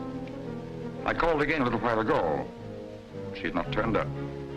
The concierge it was told me the police found another girl in the Seine this morning. Another victim of Bluebeard, so I got worried. Have you any idea who had a motive to kill her? I can't think of anyone. She was always so kind. When did you see her last? At the puppet show. She left before I did. You can prove that, of course. Of course. You didn't notice if she left with anyone? No, I didn't. It's always quite crowded backstage after the performance. People come back to see how we pull the strings. Renee slipped away before I knew she was gone. You didn't by chance notice anyone in the crowd that struck you as unusual? I'm sorry I can't give you any information that might help you. We are grateful for your identification, and we will call on you if there's any further way you can help us. Good evening. Thank you. Good evening.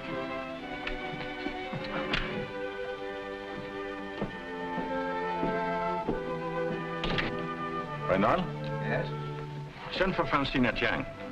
Rush her back to Paris at once. But, Inspector... At once.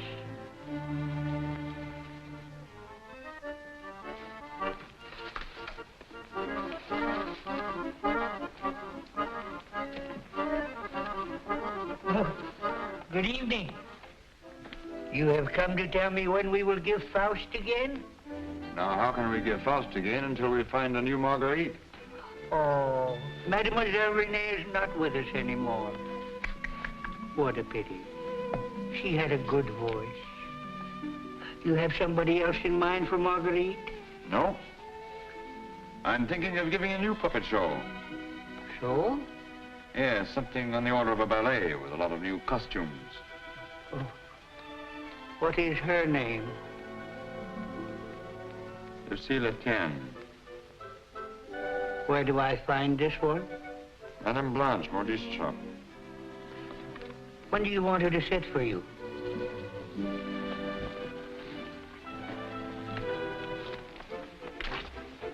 I'm not going to paint this one. No? Definitely not. I merely wanted to make some costumes for me. That's a new one. It's a fact. Nothing more. Just to make some costumes for my puppets. At your studio? I don't know where she'll make them. I don't even know if she will make them. That's what I want you to find out. When? As soon as possible.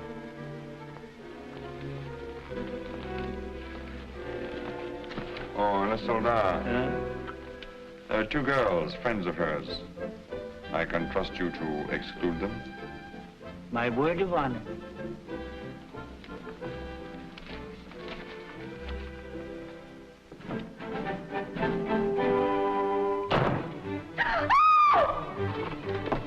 What do you mean breaking in here? We don't admit beggars. I did not come here professionally. That is, not from a standpoint of my profession. I came here on a very confidential mission. To see Mademoiselle Lucille. I'm Lucille. Did you want to see me? Oh, yes. Privately.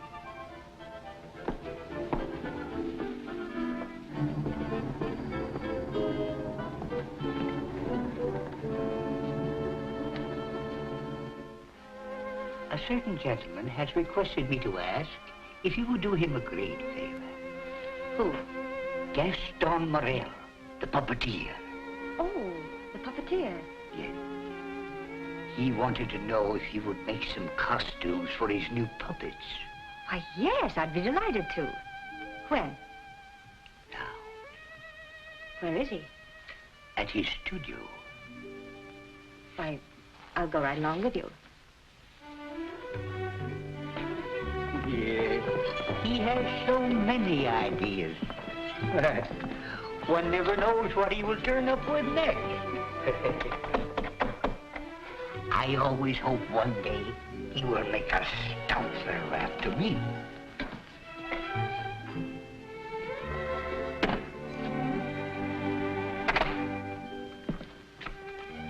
Why, Lucille. I will run along. Won't you come in?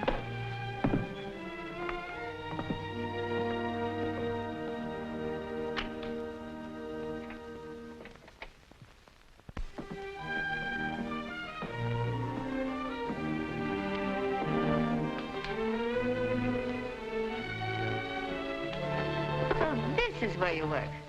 It is. The puppets. Did you make them? Yes. You don't seem very glad to see me. I'm delighted. These are the costumes. Do you think you can make them? They're quite good. Did you create them? Scarcely. They're period. Oh, why so many? I'm thinking of devoting more time to my puppets. Up till now, they've been merely a toy, sideline. To your painting? Yes.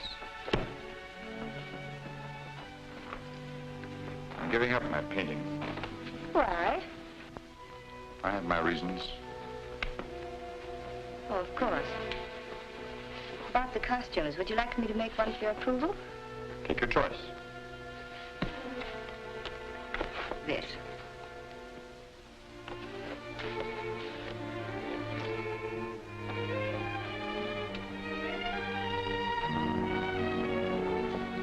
It's plain to be seen a woman's care is lacking here.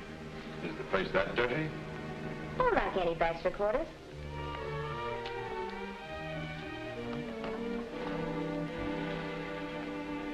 Give me that. It's torn. I meant to throw it away. It's just lovely material. It was my favorite. It needs only a stitch or two. Throw it away. Oh, it'd be a crime to. A few seconds will put it right. Why'd you decide not to paint me? In the park after the show, you were going to make a puppet after me. You seemed really interested. Something happened. What? I can't tell you that. Did I do something or say something? No. Were you disappointed after seeing me more closely? On the contrary. In what? You asked too many questions. Oh, you don't like being asked questions. No. Got something to hide? Yes. Good. And suppose I promise not to ask any more questions. You're very charming. Quite unlike any person I've painted before. I wonder. Here we are. All fixed. Now you can use it again.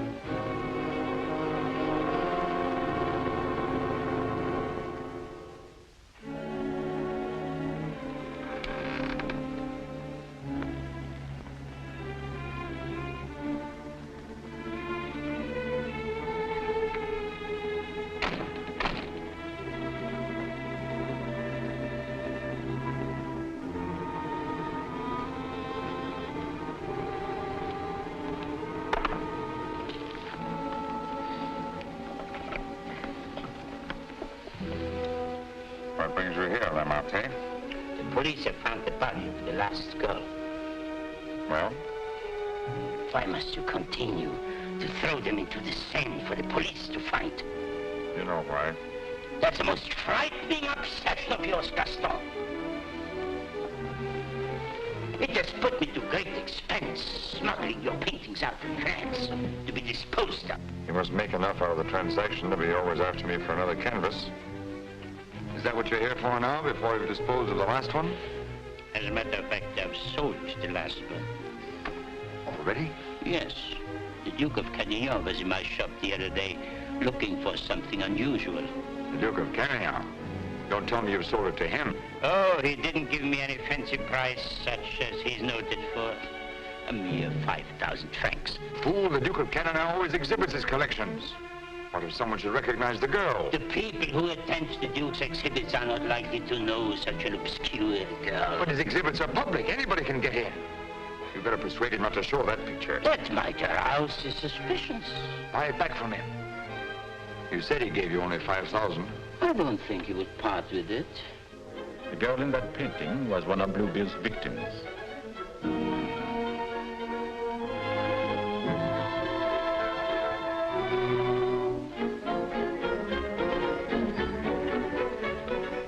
Victim of Bluebeard? The fourth, to be exact. Are you sure? Positive. Oh, this is most distressing. One of our men on guard here at your exhibit noticed the resemblance and called my attention to it. I investigated, and there can be no doubt it's the same girl. Most unfortunate. Most fortunate for us that you happened to buy the picture. Because I'm sure that we can count on your cooperation. Naturally, I'll do anything in my power, Inspector. Thank you. What do you know about the painter? Nothing. I bought the canvas largely on the recommendation of the art dealer. Although, of course, I recognized its great merit. Who was the art dealer? Jean Lamartine. You know him? Only by reputation. Lamartine. What did he tell you about the painter? As a matter of fact, he was evasive on that point. But he did intimate the painter was someone of reputation who executed this canvas under the pseudonym of Albert Garron. Lamartine. I think I'll pay him a visit. Don't seem to recall such a canvas. Of course, the Duke buys many pictures, and not all from me, unfortunately. But this one, he recalls distinctly having bought here. It was painted by one Albert Garron. Albert Garron? I don't recall the name. Strange, because he informed me he paid 30,000 francs for it. Because you had told him that someday this painter would be quite famous. I might have seen great talent in painting. I've frequently backed my own judgment successfully. Have you, by any chance, any other paintings by this Bergeron? I'm sorry to say I haven't. But I have a canvas by another very promising young man, if you are interested. Yes, I might be. This way, please. Thank you.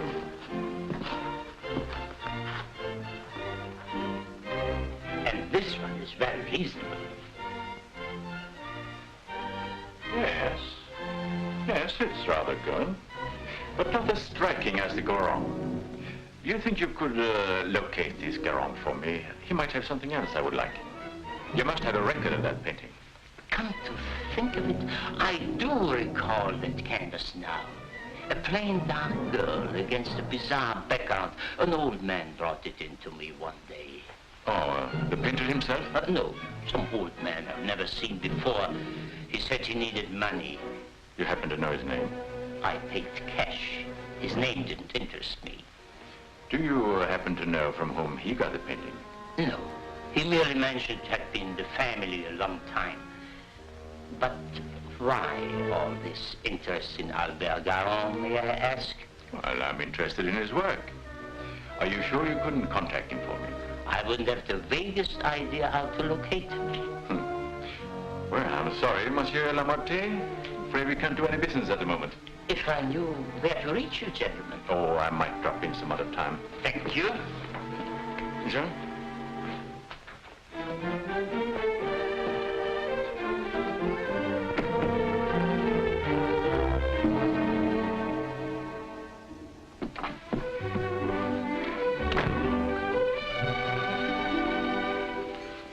Francine! Lucille! Darling! You darling. When'd you get back? I'm straight off the train. Oh, what a filthy trip. I had to get bathed right away, even before I could report to the office. You mean you have to go to the office tonight? Oh, yes. From the telegram I received, you'd think the whole of Paris was holding his breath until I got back.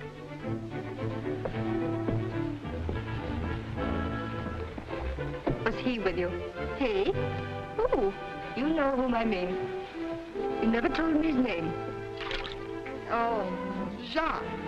No, he was not with me. It was Jacques who sent the telegram. Francine, it's outrageous. You're never home anymore. That position of yours. Wait a minute. Remember our agreement? I'm not to interfere in your affairs, and you're not to in mine.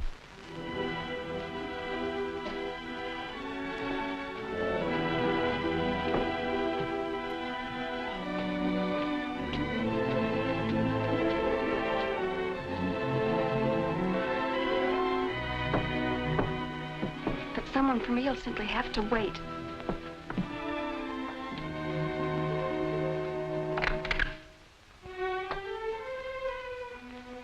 Good evening. I bought one of my little people for her to use as a model. Who is it, Lucille? It's one of my customers. Since when are you making clothes for men? For puppets. The puppeteer. Well, have him come in. I'll stay out of sight. It's my little sister, Francine. Oh. I'm sorry she isn't presentable. I'd like you to meet her. Tell him to come in and wait. I won't be long. Won't you come in? What's the matter? Was he afraid to... Good evening. Francine, this is Gaston Morel. How do you do? Usually better than this. I'll be out in a minute. I really can't stay. I thought if you had one of the puppets for fittings, they're all pretty much the same size. Oh, then you want me to go right ahead and make the clothes? Certainly. I'd be glad to. Then, if you'll excuse me. I'm very glad to have met you, mademoiselle. Happy to have met you. Good night. Good night.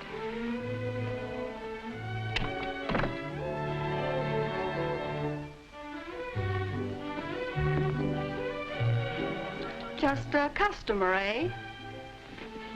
Yes, just a customer.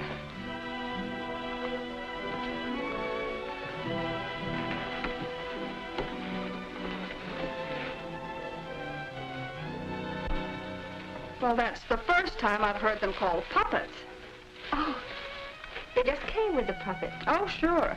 To keep it from breaking. Well, he's not bad looking. The one who pulls the strings, I mean. Oh, Francine. I can't tell you how glad I am. Well, of course, we all are, to have you back. Thank you, Inspector. Oh, may I present my sister? Your sister? But you never told me you had such a charming sister. I'm no fool. How do you do? I'm very happy to know you. Really, Francine has told me a great deal about you. Thank you. Gentlemen, that will be all for the present.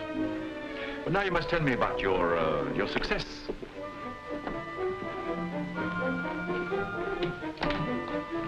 Would you sit down? And you? And now we can talk. Tell me all about yourself. I thought you called me back here on business. About Bluebeard. Bluebeard. He's a thorn in my side. You seem to be getting nowhere. What have you done so far? Here's a complete dossier. I want you to read it when you find time. Up to recently, I had him classified as a painter. But we have questioned practically every art authority in Paris. Yes, Professor Voisin, and even Recamier down. And now we're questioning artist models. But no one seemed to know this man's technique. Well, I don't quite follow you. You see, I had the painting that the Duke of Carradine bought. However, it would be much quicker to show you. Would you come along too? You two go ahead. I'll stay here. All right. It's only down the hall. We'll be back in 2 minutes. Next model. Hélène Borot. Hélène Borot.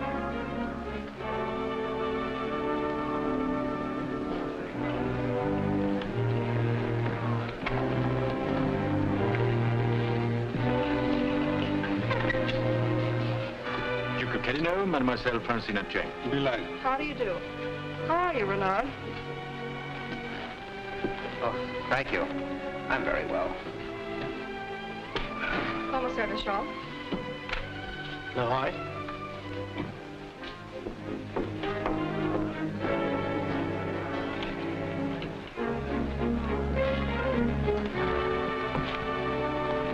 You are an artist's model? At the Beaux-Arts.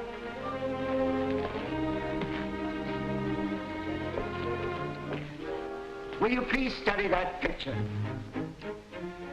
Have you any idea who actually painted that picture? No. You will notice the distinctive style. In what would you say that distinction lies? In the background. Exactly.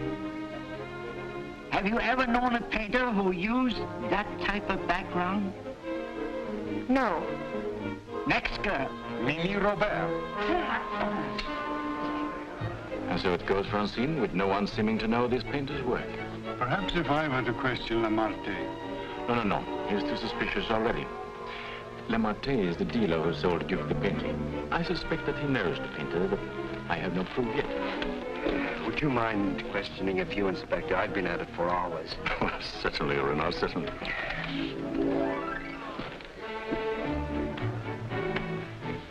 You understand, mademoiselle, you're not here on trial for any offense. Oh, that's good. We are merely qualifying witnesses. You are an artist model? But of course. What do you take me for? Mademoiselle, that's beside the point. Where's in the courtroom? I've modeled the greatest painters of France. Oh, no doubt. But we are only interested in contemporary artists. And the most famous sculptors, too. You know, of course, the Venus de Milo. Oh, yes.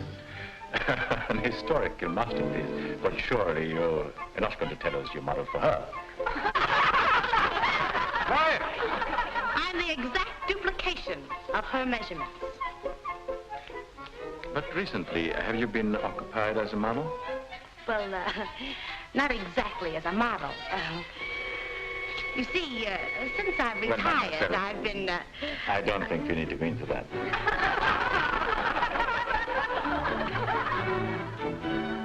Just one question. Do you know who Albert Garron is? Albert Garron? But of course! Who is he? Bluebeard! Take a look at that picture. Have you any idea who that painter might be? Well, when I modeled for money... The question is, do you know who painted that? No. Next model.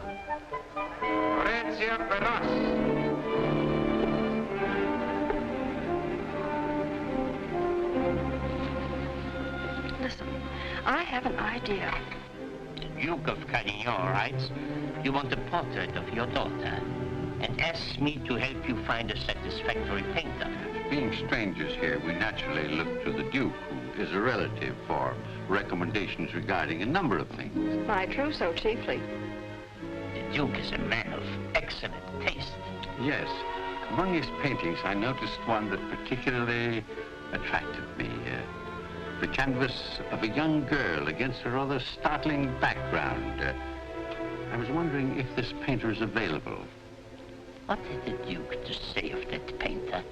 Unfortunately, we had no opportunity of asking him. You see, we only arrived in Paris last evening, just before the Duke left town. Yes, and since we're sailing back to South America before he returns, we had the chance only for a few intimate matters, and I mentioned wanting a portrait. What was this painter's name? I couldn't make it out very well. Karoff or Caron? Garon? Possibly.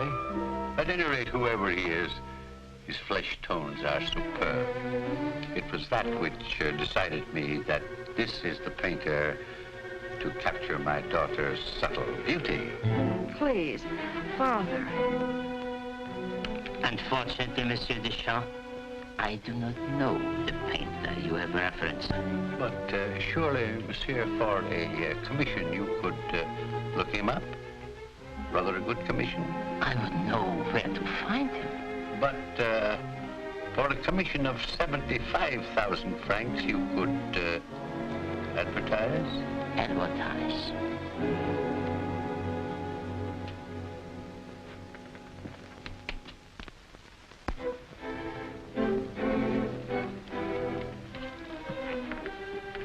$150,000 might make an attractive figure. Agreed.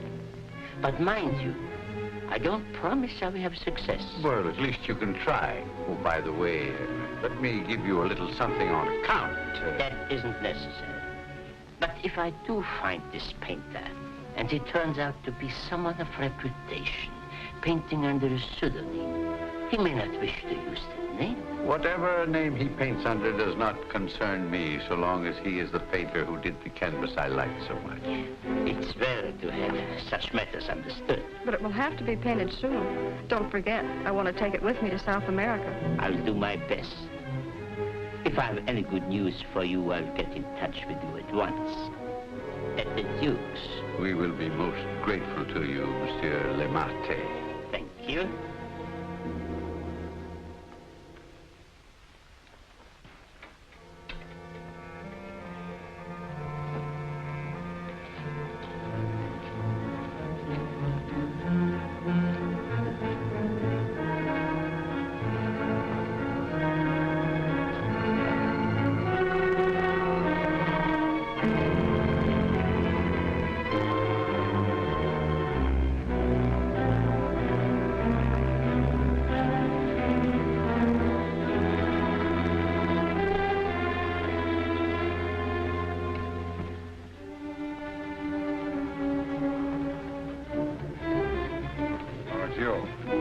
Why don't you come in the front way? Perhaps if you paid me my rent, you could dictate which way I should enter my own property. You've made plenty out of my paintings in the past. I made a small profit in the past. But do you think I'm going to let you go on living here for nothing? I'll pay you.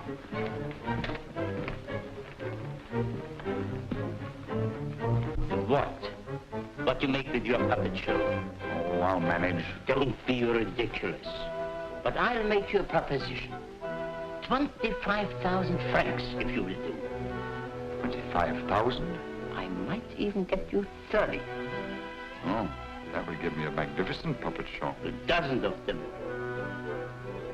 What's the proposition? A rich South American wants a portrait of his daughter. Oh, I thought so. No, I've told her I'm through painting. So you can be, for good. After just this one. Think of it, Gaston. 30,000 francs. I am thinking of it. No, it's too risky. Besides, I've told you I won't pay any more of your girls. But this is different. This is a portrait, and this is safe. She's leaving almost at once for South America to be married, and she's taking the painting with her. It's a trap. Do you think I would run any further risk? If there's no risk, why shouldn't I paint her at your studio? My studio? Yes. The workroom over your shop. That's all right to paint a portrait in. Why? Yes. So it is. I paint her there or I don't paint her. All right. All right, Gaston. You paint her there. So the shop will be completely surrounded with every possible escape blocked. But how are we to know that this Garong has actually showed up at Le Montes? We'll give you a signal. The chef can stand at the window and light his cigar. You notice that window at the back of the office. Station someone that can watch the window and relay the signal. But don't enter too soon. Give the painter a chance actually to start painting. That's it. We must have something on canvas as evidence. Perhaps, Francine, you could persuade the painter to demonstrate the background he intends to use. I'll try, surely. The signal will mean only that the artist has arrived and started painting. Yes. I'll leave the timing to you, Renard, but remember, you are also absolutely responsible.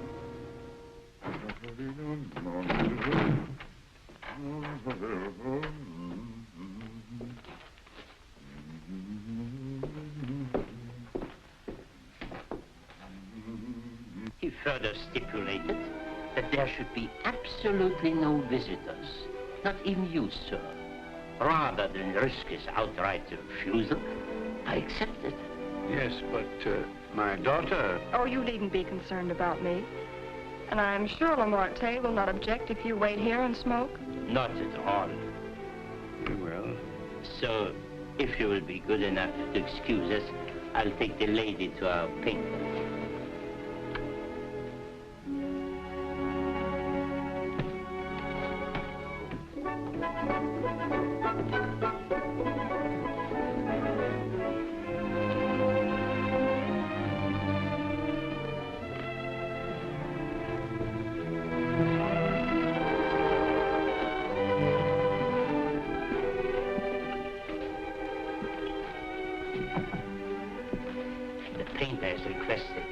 Permitted to work unobserved. He finds it more satisfactory that way. The senorita is here. Are you ready? Quite ready. I hope you will be quite comfortable. If there is anything you want, you have only to call down the speaking tube. Thank you. The artist understands the need for haste. He's quite agreeable. Therefore, I won't take up any more time.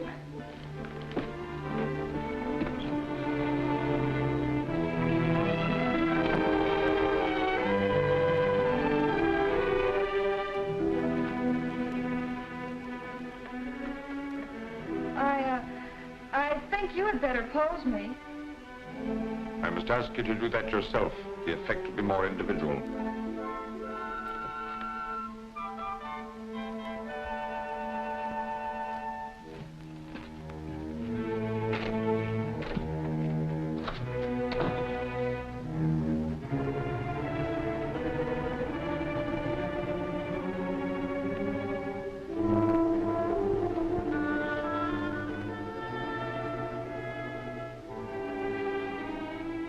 Didn't take you long.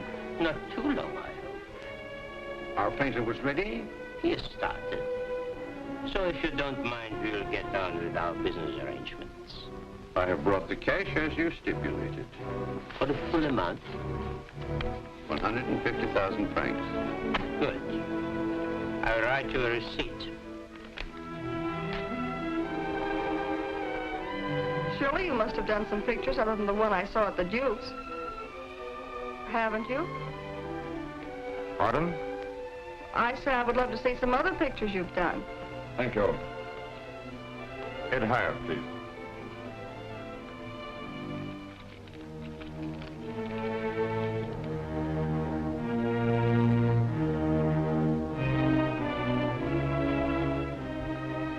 Have you a match?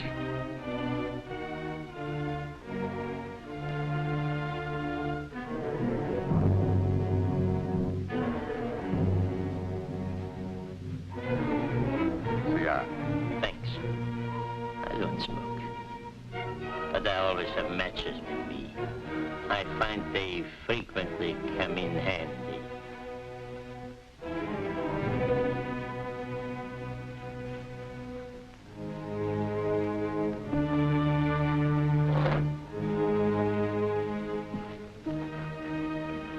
I have some interesting curios back here, if you would like to look at them. But I wouldn't like to tempt prying eyes. I wore this simple dress thinking you might give me an interesting background. I liked particularly the background you gave that girl in the Duke's picture. Do you think you could do one for me like that? I could. You have not lighted your cigar. Eh? Oh, well, I've been smoking a little too much lately, and besides, I got interested in this statue. Good.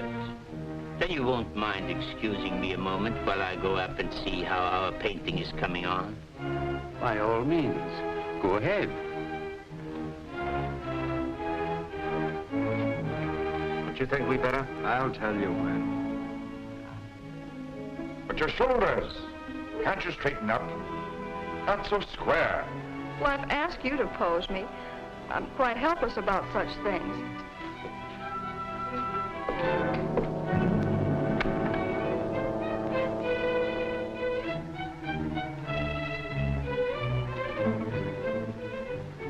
Surely it can't be so difficult for you to be yourself. What's the matter? Lucille's puppeteer. Lucille. So you're Bluebeard. Who said so? Lamartine. Lamartine. And you believe what Lamartine told you?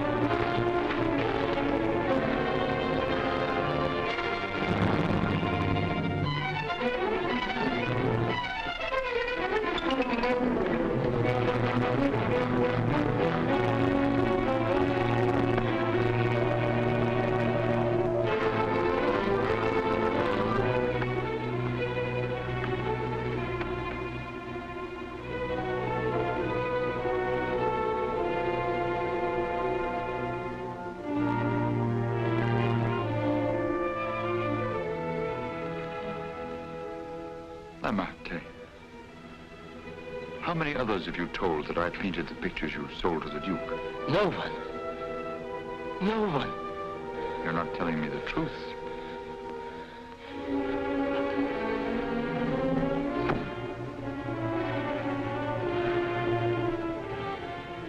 And you were trying to sneak out of here, leaving the blame for this to me as well. No. No. I want it.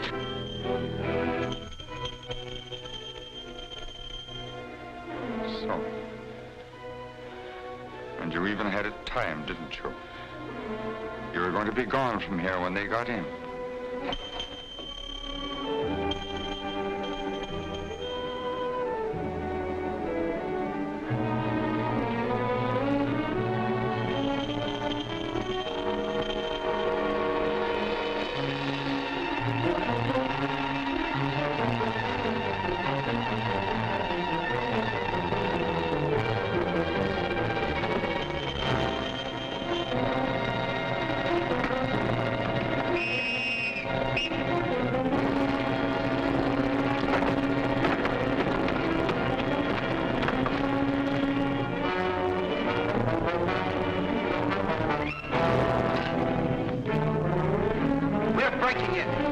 Doc, almost in the rear to keep a sharp lookout.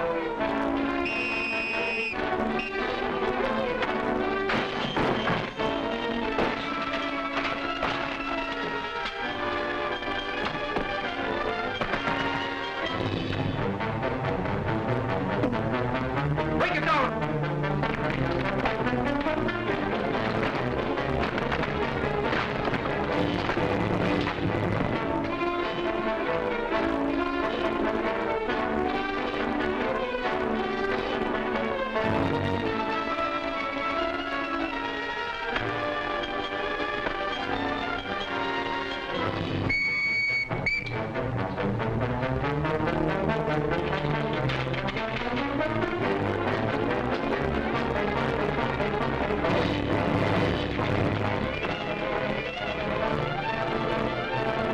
He's finished.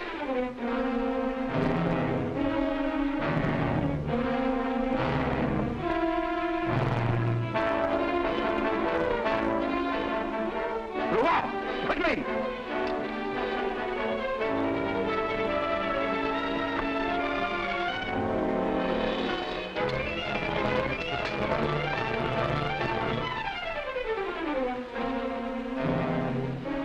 Lamartine? Yes.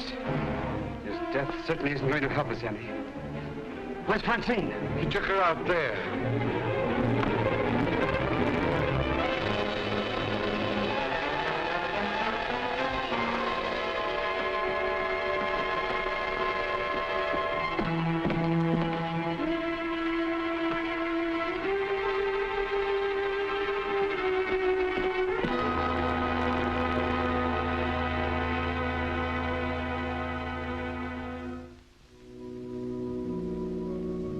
What of him now? We are no closer in capturing him than we were before. Not even that close. Lamartine was the only one that we had to follow. Unless I can find out what happened to that cravat. But I've been all over town, making the rounds at the shops and nothing. A cravat? Yes, this one.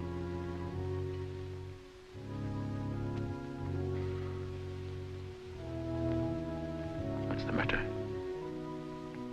You say he used this? Yes, it's a garrote. Then you think the owner of this cravat is the murderer? Very likely. If not, he probably could take us to the murderer. Lucien. Lucien, I don't know how to say this, but you know how I felt about Francine. She's your sister. If I only could make you believe, I will do everything I can. And for you, too. Thank you. Now we have something in common, haven't we? Yes. Perhaps I should go in. Please do.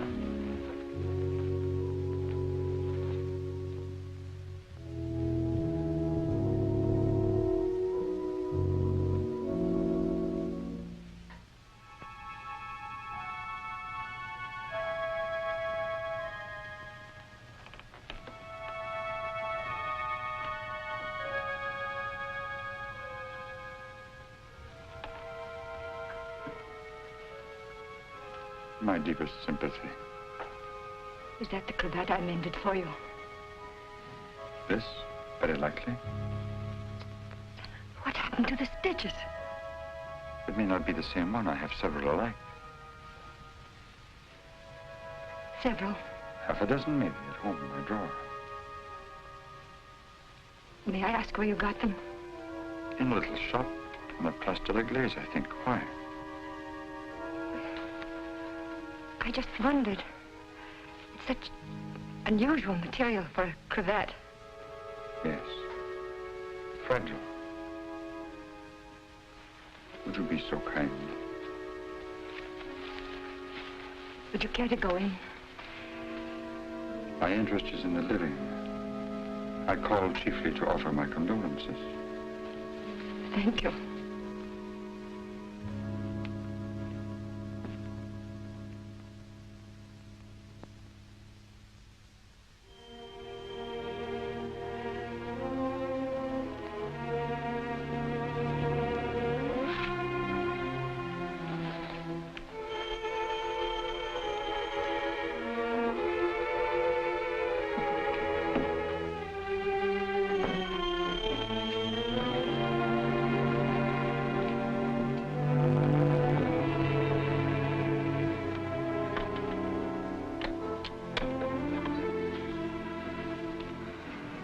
Lucille. I must see you. May I come in? Please do.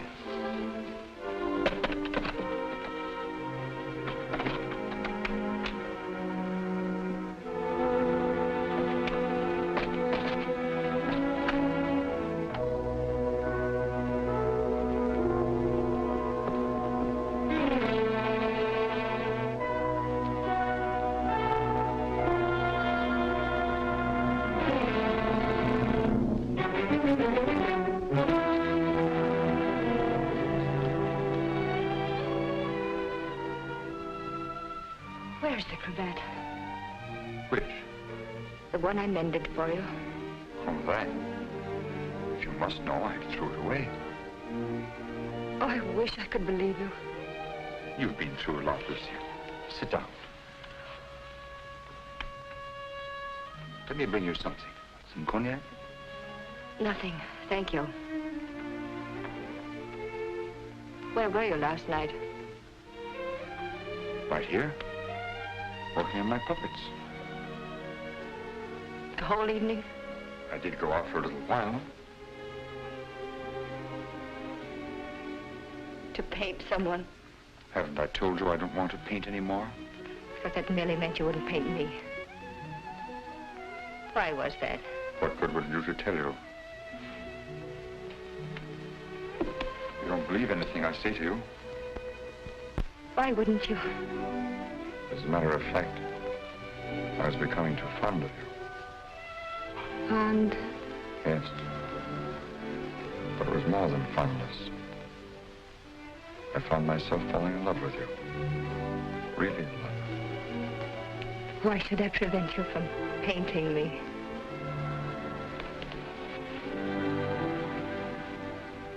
Lucille, I want to tell you something no other living person knows. Then maybe you'll understand how much I do love you. And why I don't want to paint you.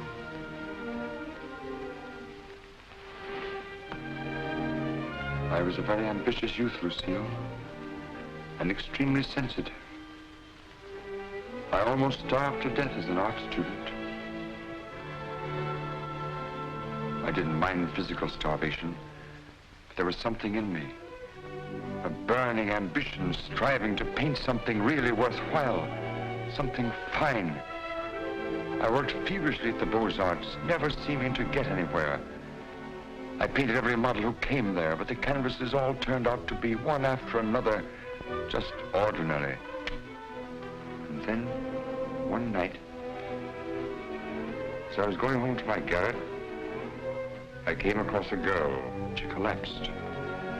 I didn't know what to do. My garret was close by. I carried her there. I took care of her as best I could. I had little money, barely enough for my paints. She needed nourishment or she would have died. Somehow I managed to get her the things she needed. Then one day, to pass the time, I began to paint Jeanette. That was her name. Jeanette LeBeau. There was something in her fever-tormented eyes that was almost spiritual. Something that reminded me of someone I'd seen. Then it came to me. The Maid of Orleans. I'd seen the tomb of the Maid of Orleans, and it had inspired me. Then by chance I sold the painting to Lamartine. Jeanette recovered after that, and then one day, without a word, she disappeared. And then one night, Lamartine turned up at my garret with a letter. It informed me that the Academy had awarded my picture, the Maid of Orleans, the prize.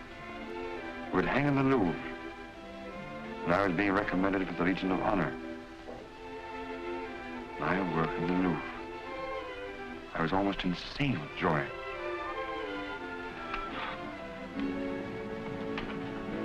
Quite naturally, I wanted to share my happiness with the one who was chiefly responsible for it, Jeanette. I went looking for her, searching everywhere. At last, I traced her through the doctor I'd called in for her. He gave me her address. I went there. Outside her door, I heard laughter. But what laughter? Then, it was Then I really saw her. She invited me in. But she wasn't the same Jeanette. This was the real Jeanette. A low, coarse, loathsome creature. She offered me money. I suppose she thought she could repay me with money. Suddenly, the sight of that Jeanette did something to me. Something indescribably infuriating.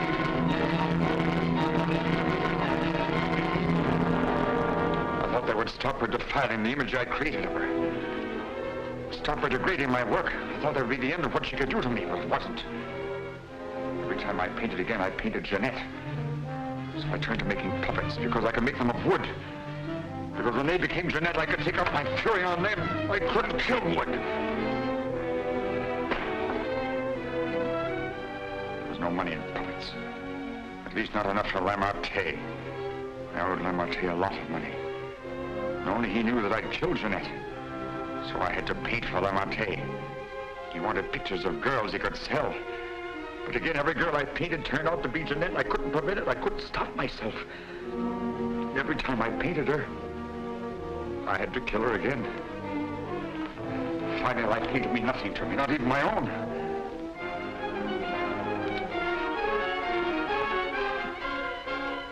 And I saw you. In you, I knew I had found what I'd missed in my existence. What I'd thought I might find in Jeanette and didn't. In you, I saw a chance for fulfillment. I knew I couldn't live my life over again to deserve you. I knew I couldn't undo the wrongs I'd done. But I could prevent further ones.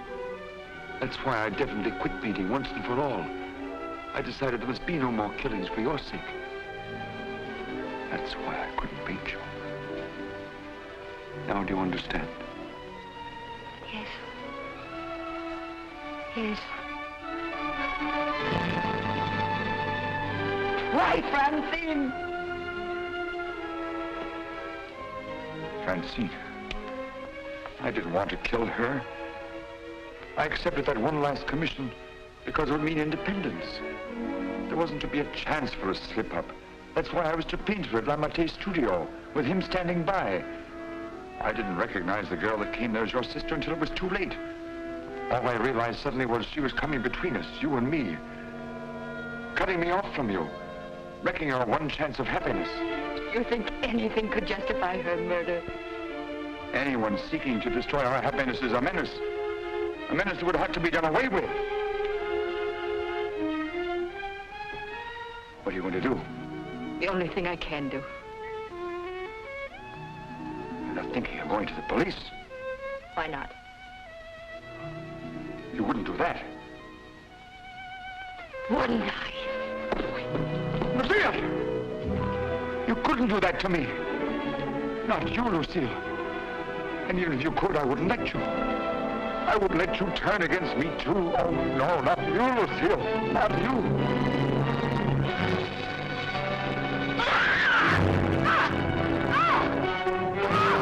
Smash in the door. Quickly. All right. Let's get...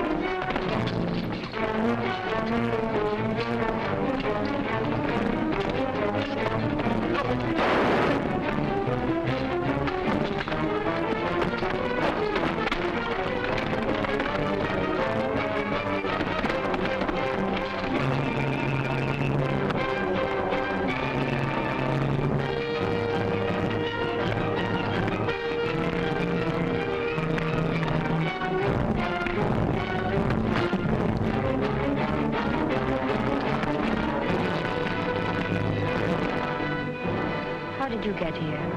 I followed you. I saw when you looked at that cravat that you had some idea.